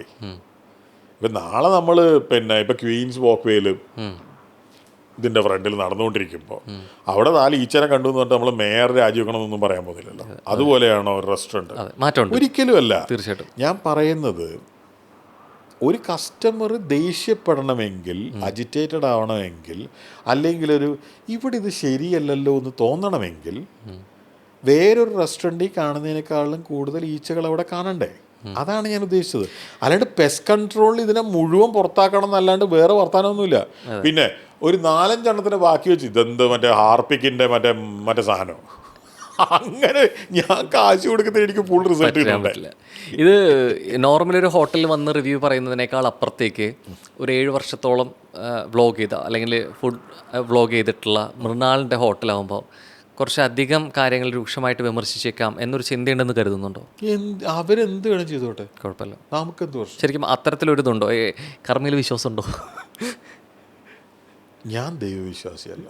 അല്ല, ഞാൻ രാമായണവും മഹാഭാരതവും ബൈബിളും കമ്മ്യൂണിസ്റ്റ് മാനിഫെസ്റ്റോയും ഗാന്ധിജിയുടെ സത്യാന്വേഷണ പരീക്ഷണങ്ങളൊക്കെ വായിച്ചിട്ടുണ്ട്. ഇതൊക്കെ ഞാൻ വായിച്ചിട്ടുള്ളത് പുസ്തകങ്ങൾ എന്നുള്ള നിലയിലാണ്. കാമസൂത്രയും എല്ലാം. ഞാൻ ദൈവവിശ്വാസിയല്ല. എനിക്കിതിലൊന്നും വലിയ സംഭവങ്ങളുമില്ല. ഞാൻ ആകെ വിശ്വസിക്കുന്ന 2-3 കാര്യങ്ങളിലാണ്. ഒന്ന്, ഒരിക്കലും നഷ്ടപ്പെടുത്താൻ പറ്റാത്ത സാധനം സമയമാണ്. ഞാൻ നിങ്ങളോട് നേരത്തെ പറഞ്ഞില്ലേ, ഈ ഇൻ്റർവ്യൂവിൻ്റെ ഭാവി എന്ന് പറയുന്നത് ഇന്നും ഒരു കാര്യത്തിലാണ്. അന്നേരം ഞാൻ ഒറ്റ കാര്യത്തിലേ കൺസേൺഡ് ആയിട്ടുള്ളൂ. ഞാൻ എൻ്റെ സമയം വേസ്റ്റ് ചെയ്യാമെന്നു ആണോ എന്ന്. എനിക്ക് അഫോർഡ് ചെയ്യാൻ പറ്റാത്തൊരു സാധനം സമയം വേസ്റ്റ് ചെയ്യലാണ്. ഞാൻ വിചാരിക്കുന്നത് ഈ ലോകത്ത് ജീവിക്കുന്ന എല്ലാ മനുഷ്യന്മാരും അങ്ങനെ തന്നെ ചിന്തിക്കണം എന്നാണ് എൻ്റെ വിചാരം. തിരിച്ചു കിട്ടൂല, ഒരിക്കലും തിരിച്ചു കിട്ടൂല. അപ്പം നമ്മൾ ഒരിക്കലും ഒരു പ്രയോജനമില്ലാത്ത കാര്യത്തിന് സമയം വേസ്റ്റ് ചെയ്യരുത്. ശരിക്കും വന്ന വിഷയങ്ങളിൽ ഇത്ര ആയിരുന്നെങ്കിൽ പോലും ഒരു കാര്യം അതിൽ ചോദിക്കാൻ പറ്റും, ഇത്രത്തോളം റിസ്ക് ഉണ്ട് അല്ലെങ്കിൽ മാർക്കറ്റിങ്ങിനാണെങ്കിലും അല്ലെങ്കിൽ ഒരു സ്ഥാപനം തുറന്നു പോകാനാണെന്നുണ്ടെങ്കിൽ പോലും, പ്രത്യേകിച്ച് ഹോട്ടൽ ബിസിനസ്സിൽ പറയുന്നതാണ് അല്ലേ, അതിൻ്റേതായിട്ടുള്ള റിസ്ക് ഉണ്ട് തുറന്നു പോകാന്നുള്ളത്. എല്ലാവരും ചിലപ്പോൾ 1-2 അല്ലെങ്കിൽ ഷോപ്പുകൾ തുടങ്ങി വെച്ച് അതിൻ്റെ ഒരു വിജയം കണ്ട് അതിൻ്റെ വരുംവരായകളും നഷ്ടങ്ങളും ചിലവും എല്ലാം പഠിച്ചിട്ട് ചിലപ്പോൾ അടുത്തിലേക്ക് ആലോചിക്കുക. ഒരു ഷാദിയായിട്ടാവും ഒരാൾ ഹോട്ടൽ മേഖലയിലോട്ട് വന്നിട്ട് ഞാനൊരു 36 ഹോട്ടൽ തുടങ്ങാൻ പോവാണ് എന്നുള്ളൊരു തുടക്കത്തിൽ തന്നെ പറയാൻ കാണിക്കുന്നൊരു ധൈര്യം നടന്നത്. നിങ്ങൾ സിനിമ കാണുന്ന ആളല്ലേ? 1 എന്ന് പറയുന്ന സിനിമ കണ്ടിട്ടുണ്ടോ? ഉണ്ട്, മമ്മൂക്കയുടെ. അതിനകത്ത് ഒരു മീറ്റിംഗ് നടക്കുമ്പോൾ ഒരു MLA പറയുന്നുണ്ട് ഓവർനൈറ്റ് സക്സസ് എന്ന്. അതിന് മമ്മൂട്ടി വളരെ സമാധാനപരമായിട്ട് കൊടുക്കുന്നൊരു മറുപടി ഉണ്ട്. നിങ്ങളിൽ ചിലർ എന്നെ ഓവർനൈറ്റ് സക്സസ് എന്ന് വിളിക്കുന്നു. ആ ഓവർനൈറ്റ് സക്സസ് ആവാൻ ഞാൻ 30 എത്രയോ കൊല്ലം എടുത്തു. ഈ ബിസിനസ് ഐഡിയയും കൊണ്ട് ഞാൻ നടക്കാൻ തുടങ്ങിയിട്ട് 7 കൊല്ലമായി.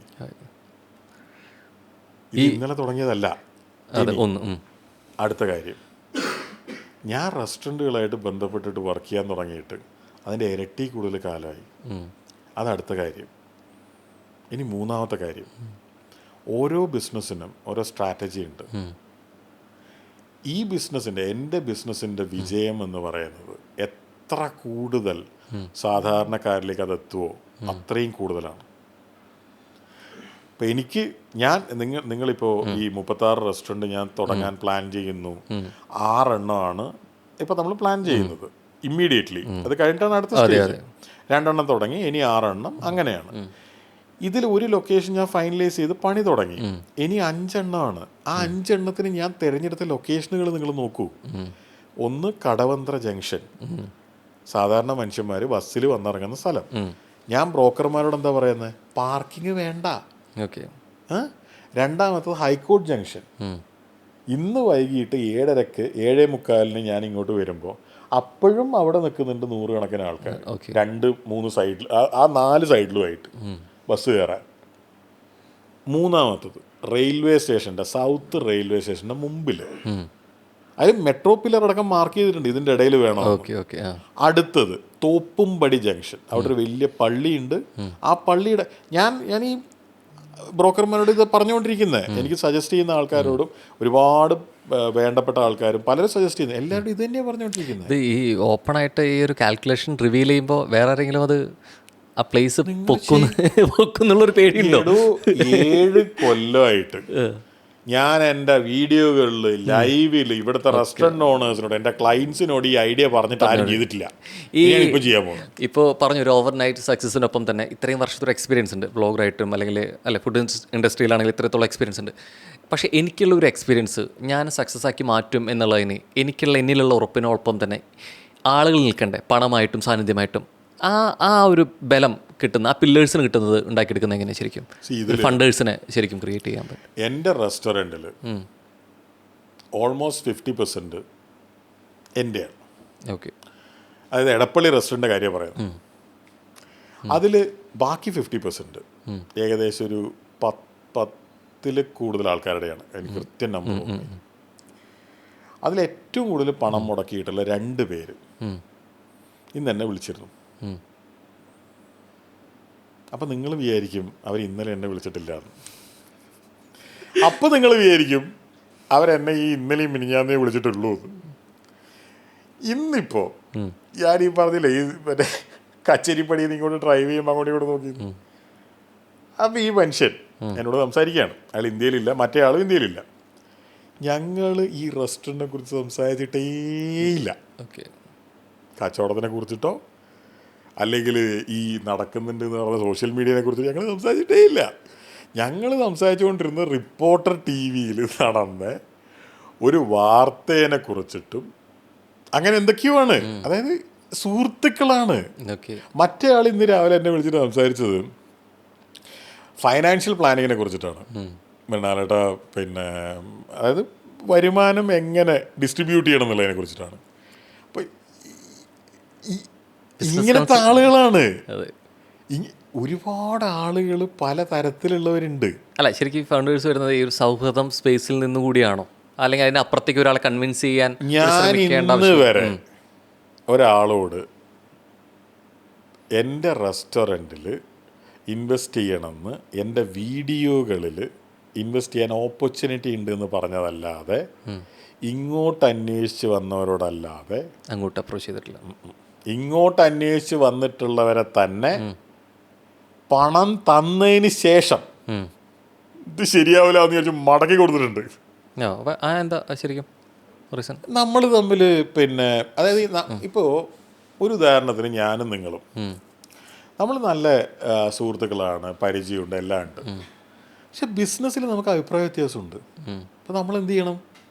പരിചയം എവിടെ നിന്നോട്ടെ, ബിസിനസ് ചെയ്യണ്ട. ഉള്ള ലോഹി അതുപോലെ നിന്നോട്ടെ. എന്തിനാ ഇപ്പൊ കഷ്ടപ്പെടുന്നത്? അതങ്ങ് തിരിച്ചു കൊടുത്താൽ പോരെ, തീർന്നില്ലേ? പിൽക്കാലത്ത് ഇത്രയും വലിയ ഒരുമിച്ച് ഇത്രയും സ്ഥാപനങ്ങൾ വന്നുകൊണ്ടിരിക്കണം, കുറേ കൂടി ഇൻവെസ്റ്റേഴ്സിന് വേണമെന്ന് പറയുമ്പോൾ ഈ ഒരു തിയറി മാറ്റം വരുമോ? ഈ പോളിസിയിൽ മാറ്റം വരുത്തോ? ഏത് പോളിസിയിലും? അതായത് ഇപ്പം സൗഹൃദം ഇനി നഷ്ടപ്പെട്ടാലും കുഴപ്പമില്ല, പക്ഷേ ഇപ്പോൾ പണം ആവശ്യമാണ്, മറ്റേത് രണ്ടാമത് നിൽക്കട്ടെ എന്നുള്ള രീതിയിലേക്കുള്ളൊരു തിരുത്തലിന് തയ്യാറാവും. കഴിഞ്ഞാൽ അങ്ങനെ തോന്നുന്നുണ്ടോ?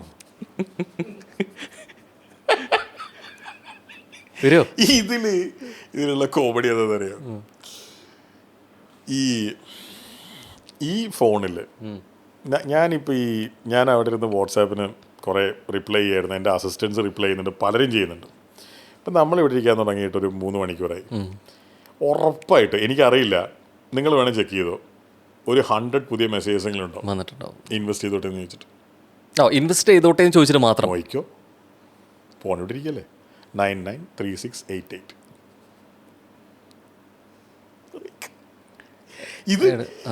ഇതിൽ ഇത്രയേ ഉള്ളൂ കാര്യം. സക്സസ് ആണ് ഈ ബിസിനസ്. ആ സക്സസിൻ്റെ കൂടെ ഒരുപാട് പേരുണ്ടാവും. സാധാരണയല്ലേ? ഒറ്റ ചോദ്യം അതിൽ കൂട്ടിച്ചേർത്തോട്ടെ. ശരിക്കും ഇപ്പോൾ പല സ്ഥലങ്ങളിലായിട്ടും ഇതിൻ്റെ കുറേ ഔട്ട്ലെറ്റ്സ് വരുമ്പോഴാണെങ്കിൽ പോലും, ഇപ്പോൾ കാലിക്കറ്റ് വരും, അല്ലെങ്കിൽ ഇപ്പം നമുക്ക് കേരളമാണ് എന്ന് പറയാൻ പോലും ഓരോ ജില്ലയ്ക്കും അതിൻ്റേതായിട്ടുള്ള രുചി വ്യത്യാസങ്ങളുണ്ടായിരിക്കും. അത്തരത്തിലൊരു കാലിക്കറ്റ് തുടങ്ങുന്നു, ഇപ്പോൾ കൊച്ചിയിൽ തുടങ്ങുന്ന അതേ മെനു തന്നെയായിരിക്കും ഒരു കാലിക്കറ്റോ ട്രിവാൻഡ്രം വരുമ്പോൾ ഉണ്ടായിരിക്കുക. ഹംഗ്രി ബണ്ണ അല്ലെ ആ ഒരു ടേസ്റ്റിൽ മാറ്റം വരുത്തും. നമ്മളെ സംബന്ധിച്ചിടത്തോളം നമ്മൾ ഒരിക്കലും കൊച്ചിയുടെ പുറത്ത് റെസ്റ്റോറൻറ്റ് തുടങ്ങില്ല. ഇല്ല. പക്ഷേ ഒരു കാര്യമുള്ളത്, ഇതുപോലത്തെ ഒരു റെസ്റ്റോറൻറ്റിന് മെനു മാറ്റാൻ പറ്റില്ല. ഇല്ല. അത് എവിടെയാണെങ്കിൽ പോലും അതിൻ്റെ റെസിപ്പിയിലും മാർക്കറ്റിങ്ങും എല്ലാം സെൻട്രലൈസ്ഡ് ആണ്. ഓക്കെ. നമ്മളൊരു കാര്യം പറയുമ്പോൾ അത് ഗ്ലോബലാണ്. അപ്പോൾ അത് മാച്ച് ചെയ്ത് പോയില്ലെങ്കിൽ അത് വലിയ പ്രശ്നമാവും. മാക്ഡൊണാൾഡ്സിൽ ഞാൻ മാക്ഡൊണാൾഡ്സിൽ കമ്പയർ ചെയ്യാൻ മാത്രമൊന്നും ഹംഗ്രി ബണ്ണ ഒന്നുമില്ല. പക്ഷേ മാക്ഡൊണാൾഡ്സിൽ അല്ലെങ്കിൽ ഇപ്പം ലുലു എന്ന് എഴുതി വെച്ചിരിക്കുന്നു, എത്ര ദൂരെ നിന്ന് ആ എല്ല് കണ്ടാൽ ബാക്കി ULU കാണണ്ട. ആ എല്ല് മാത്രം കണ്ടാൽ നമുക്കറിയില്ല അത് ലുലു ആണ്.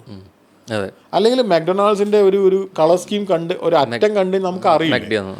ആ രീതിയിലേക്ക് ഇതിനെ എത്തിക്കാൻ പറ്റിയില്ലെങ്കിൽ നമ്മൾ ഉദ്ദേശിക്കുന്ന നിലയിലേക്ക് ഇത് എത്തില്ല. അപ്പോൾ യൂണിഫോം ആയിരിക്കണം. യൂണിഫോം എന്ന് പറഞ്ഞാൽ കളർ പാറ്റേൺസ്, ഡിസൈൻസ്, കസ്റ്റമേഴ്സ് കാണുന്നതും അനുഭവിക്കുന്നതും എല്ലാം, ഈവൻ പാത്രങ്ങൾ പോലും. അതുകൊണ്ട് തന്നെ തൃപ്പൂണിത്തുറയിലും എടപ്പള്ളിയിലും ഒരേ പാത്രങ്ങളായിരിക്കും. ഈ മാറ്റങ്ങൾക്കനുസരിച്ച് ഇപ്പോൾ കാലത്തിനനുസരിച്ച് മാറ്റം മാറി ഇപ്പോൾ എല്ലാവരും കുറേ കഴിയുമ്പോൾ റിനോവേറ്റ് ചെയ്യും, ചേഞ്ചസ് വരുത്താറുണ്ട്. ഇൻറ്റീരിയറിലാണെങ്കിൽ മാറ്റങ്ങളൊക്കെ വരാറുണ്ട്. അത്തരത്തിലുള്ള ചേഞ്ചസുകൾ വരുമോ? അതായത് മാറ്റത്തിന് ഉൾക്കൊള്ളാൻ തയ്യാറാവും? ഇപ്പോൾ പലപ്പോഴും നമുക്കൊരു ഏറ്റവും മിതമായ റേറ്റിൽ ഏറ്റവും മികച്ച ക്വാളിറ്റിയിൽ ആ ക്വാണ്ടിറ്റിയിൽ കൊടുക്കുക എന്നുള്ള രണ്ട് ഉദ്ദേശം കൂടി നടക്കുന്നുണ്ട് ഒപ്പം.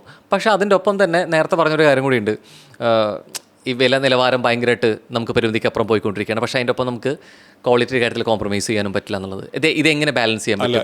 ഇതിൽ ഇൻഗ്രീഡിയൻറ്റ് പ്രൈസസ് കൂടുന്ന സമയത്ത് ഫുഡിൻ്റെ വില കൂട്ടാതെ നിലനിൽക്കാൻ പറ്റില്ല. അത് എനിക്ക് നല്ല പാർലേജി ബിസ്ക്കറ്റ് മുതൽ എന്തിനായാലും വലിയ പാടായിരിക്കും. കാരണം സെയിം ഇൻഗ്രീഡിയൻസ് വെച്ചിട്ട് ഉണ്ടാക്കി കഴിഞ്ഞാൽ എങ്ങനെ പറ്റില്ലല്ലോ. അതൊരു കാര്യം. രണ്ടാമത്തെ കാര്യം, നമുക്കൊരിക്കലും ഡ്രാസ്റ്റിക് ആയിട്ടുള്ള ചേഞ്ചസ് ഓവർനൈറ്റ് ഉണ്ടാക്കാൻ പറ്റില്ല. കാരണം കസ്റ്റമേഴ്സ് എക്സ്പെക്ട് ചെയ്യുന്നൊരു സംഭവമുണ്ട് സ്ഥിരമായിട്ട് വരുന്നവർ. അതുപോലെ തന്നെ വേറൊരു ഇഷ്യൂ ഉള്ളത്, ഈ റെസ്റ്റോറൻറ്റുകൾ എന്ന് പറയുന്നത് ഹ്യൂജ് ഇൻവെസ്റ്റ്മെൻറ്റ് വേണം. ഒരു ദിവസം രാവിലെ എന്നാൽ പിന്നെ പെയിൻറ്റ് മാറ്റിക്കളയാന്ന് വിചാരിച്ചു കഴിഞ്ഞാൽ അതിന് ഭീകര പൈസ വേണം. അങ്ങനെ നമ്മൾ വീട് പെയിൻ്റ് അടിക്കുമ്പോൾ തന്നെ നമുക്കറിയാം എത്ര ലക്ഷം രൂപ വേണം. അപ്പോൾ ഒരു 10 റെസ്റ്റോറൻറ്റ് ഉണ്ടെങ്കിൽ 10 റെസ്റ്റോറൻറ്റിൻ്റെയും കംപ്ലീറ്റ് തീം അങ്ങ് മാറ്റിക്കളയെന്ന് പറഞ്ഞു കഴിഞ്ഞാൽ അത് ചിലപ്പോൾ ലക്ഷത്തിൽ നിൽക്കില്ല, കോടിയിലെത്തും. ഞാൻ ഈ കസ്റ്റമറുടെ എക്സ്പെക്ടേഷനെ കുറിച്ച് പറഞ്ഞുകൊണ്ട് കൂടി ചോദിക്കുകയാണ് ശരിക്കും ഈ ഒരു ടോക്കൺ സിസ്റ്റത്തിനെ പറ്റിയിട്ട്. ഇപ്പോൾ എല്ലാവർക്കും ചിലപ്പോൾ വന്നിരുന്ന് കഴിക്കുമ്പോൾ ഭക്ഷണം കഴിച്ചു കഴിഞ്ഞ് കൊടുക്കാൻ പൈസ കൊടുക്കാൻ എനിക്ക് താല്പര്യപ്പെടുന്നത്. ഇപ്പോൾ ഒരാൾ തന്നെ മുമ്പ് ഒരു വീഡിയോയിൽ അതിനെക്കുറിച്ച് സംസാരിച്ചിട്ടുണ്ടായിരിക്കും. ഒരു പക്ഷേ അതിന് മുൻപ് നമ്മൾ ടോക്കൺ എടുത്തിട്ട് നേരത്തെ പറഞ്ഞൊരു കാര്യമുണ്ട്, അവിടെ സ്റ്റാഫ് ഉണ്ട് നമുക്ക് സെർവ് ചെയ്യാൻ, നമുക്കത് സ്റ്റാഫ് ഇല്ല എന്നുള്ളത് പരിമിതപ്പെടുത്തുമ്പോൾ ഒരു പക്ഷേ ആ പൈസ കുറവ് ഭക്ഷണത്തിൻ്റെ റേറ്റിലേക്ക് വരുത്താൻ പറ്റും. പക്ഷേ തോന്നുന്നത് ചിലപ്പോൾ ഇരുന്ന് അവനവൻ്റെ സംതൃപ്തിക്ക് അനുസരിച്ച് ഭക്ഷണം കഴിക്കുന്നത് അപ്പോഴത്തെ ഒരു മൂഡ് അനുസരിച്ചായിരിക്കും. ചിലപ്പോൾ അവൻ്റെ വിശപ്പായിരിക്കും മാനദണ്ഡം, ചിലപ്പോൾ നല്ല ഗുഡ് ഫുഡായിരിക്കും അല്ലേ, ചിലപ്പോൾ കഴിച്ചുകൊണ്ടിരിക്കുമ്പോൾ ടേസ്റ്റ് ഉണ്ടെന്ന് കൂടി ഓർഡർ ചെയ്യാം. അപ്പോൾ ഈ മുൻപ് ടോക്കൺ എടുത്തു കഴിഞ്ഞ് ഭക്ഷണം കഴിച്ചു വന്ന ടേബിളിലിരുന്ന് അവനൊരു 2 ചപ്പാത്തിയോ പൊറോട്ടയോ അല്ലെങ്കിൽ ഒരു കറിയും കൂടി ഓർഡർ ചെയ്യുന്നു. ഇതിനിടയ്ക്ക് പോയി ടോക്കൺ എടുത്ത് വരുന്നതിൽ ഒരു സുഖക്കുറവില്ലേ? ഉണ്ട്. അതിനെങ്ങനെ പരിഹരിക്കാൻ പറ്റും? ഒന്നും ചെയ്യാൻ പറ്റില്ല. ഇല്ല, അത് അങ്ങനെ തന്നെ തുടരും. അല്ല, ഈ സെൽഫ് സർവീസ് മോഡലൊന്നും ചെയ്യാൻ പറ്റില്ല. അതിന് മാക്ഡൊണാൾഡ്സിന് പോലും ഒന്നും ചെയ്യാൻ പറ്റില്ല. ഇല്ല, ശരിക്കും ഈ സിസ്റ്റം സെൽഫ് സർവീസ് ആണെന്നുണ്ടെങ്കിലും അല്ലെങ്കിൽ പ്രീ ടോക്കൺ എടുത്ത് ചെയ്യുന്ന ആ സിസ്റ്റത്തെ പുനർചിന്തിക്കുക, അത് മാറ്റുന്നതിന് ഇല്ല, ഒരിക്കലുമില്ല. എത്ര തന്നെ ശൃംഖല വന്നാലും അത് മാറില്ല. കസ്റ്റമേഴ്സ് അത് ഭീകരമായിട്ട് ആക്സെപ്റ്റ് ചെയ്തു. ഇത്തരം ചിന്ത വരില്ല അതിൻ്റെ ഇടയ്ക്ക്. അതായത് ആദ്യം എടുത്താൽ പോലും ഇടയ്ക്കൊന്ന് വാങ്ങുന്നതെങ്കിൽ പോയി ഓർഡർ എടുത്ത് അത് കഴിക്കുക എന്നുള്ള നേരെ തിരികെ ചെയ്യുക. അതായത് നിങ്ങൾ എന്തുകൊണ്ടാണ് KFCയിൽ ആദ്യം തന്നെ എനിക്ക് വേണ്ട ഭക്ഷണം മുഴുവൻ, അല്ലെങ്കിൽ എനിക്ക് എൻ്റെ കൂടെയുള്ളവർക്ക് വേണ്ട ഭക്ഷണം മുഴുവൻ ഇപ്പം തന്നെ ഓർഡർ ചെയ്യണമെന്ന് ആലോചിക്കുന്നത്? നിങ്ങൾക്ക് നന്നായിട്ട് അറിയാം, നിങ്ങൾക്ക് ഇനിയും ഭക്ഷണം വേണമെങ്കിൽ നിങ്ങൾ പോയി രണ്ടാമത് ക്യൂ നിൽക്കണം. നിങ്ങൾ ട്രെയിൻഡാണ് KFCയിലും മെക്ഡൊണാൾഡ്സിലും എല്ലാത്തിലും. ഒരു കേരള ഫുഡ് സെർവ് ചെയ്യുന്ന റെസ്റ്റോറൻറ്റിൽ ഇതിനു മുൻപ് ഇത് കണ്ടിട്ടില്ലാത്തതുകൊണ്ടാണ് ഈ പ്രശ്നം. അപ്പോൾ ഇന്നിപ്പോൾ നിങ്ങൾ എൻ്റെ റെസ്റ്റോറൻറ്റിൽ വന്നു, നമ്മൾ 5 പേര് 8 ചപ്പാത്തി വാങ്ങി, തികയുന്നില്ല, 4 കൂടെ വേണം. അപ്പോൾ ഇത് ഒന്നിക്കൽ നിങ്ങൾ ഇന്നത്തോടുകൂടി ഇനി അങ്ങോട്ട് പോണ്ടാന്നിരിക്കും. അതെ, നിങ്ങൾക്ക് പറ്റുന്ന സ്ഥലത്തേക്ക് നിങ്ങൾക്ക് പോവാം, ഇഷ്ടംപോലെ സ്ഥലങ്ങളുണ്ടല്ലോ. അല്ലെങ്കിൽ ഇനിയും നിങ്ങൾ വരുന്നുണ്ടെങ്കിൽ നെക്സ്റ്റ് ടൈം ക്യൂ നിൽക്കുമ്പോൾ നിങ്ങൾ ഇയാളോട് പറയും, അല്ലെങ്കിൽ എന്നോട് പറയും, എടാ ഇത് മറ്റേ കഴിഞ്ഞ തവണത്തെ പോലത്തെ പരിപാടി നടക്കൂല കേട്ടോ, എത്ര വേണ്ടത് കൃത്യമായിട്ട് പറ. ഇത് നമുക്ക് അറിയാത്ത പ്രശ്നം. ഇതൊന്നല്ലാതെ 3 കൂടി ഉണ്ട്.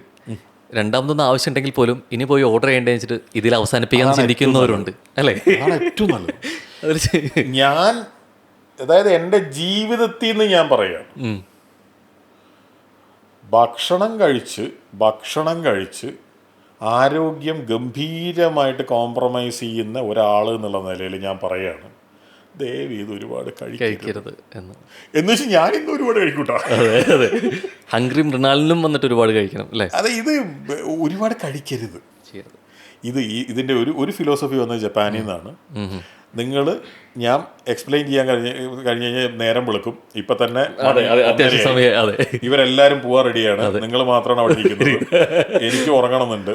അപ്പോൾ നിങ്ങൾ ജസ്റ്റ് ഗൂഗിൾ ചെയ്താൽ മതി, എന്തുകൊണ്ട് ജപ്പാനിലെ ജനസംഖ്യ 100 വയസ്സിന് മേലെ ജീവിക്കുന്നു.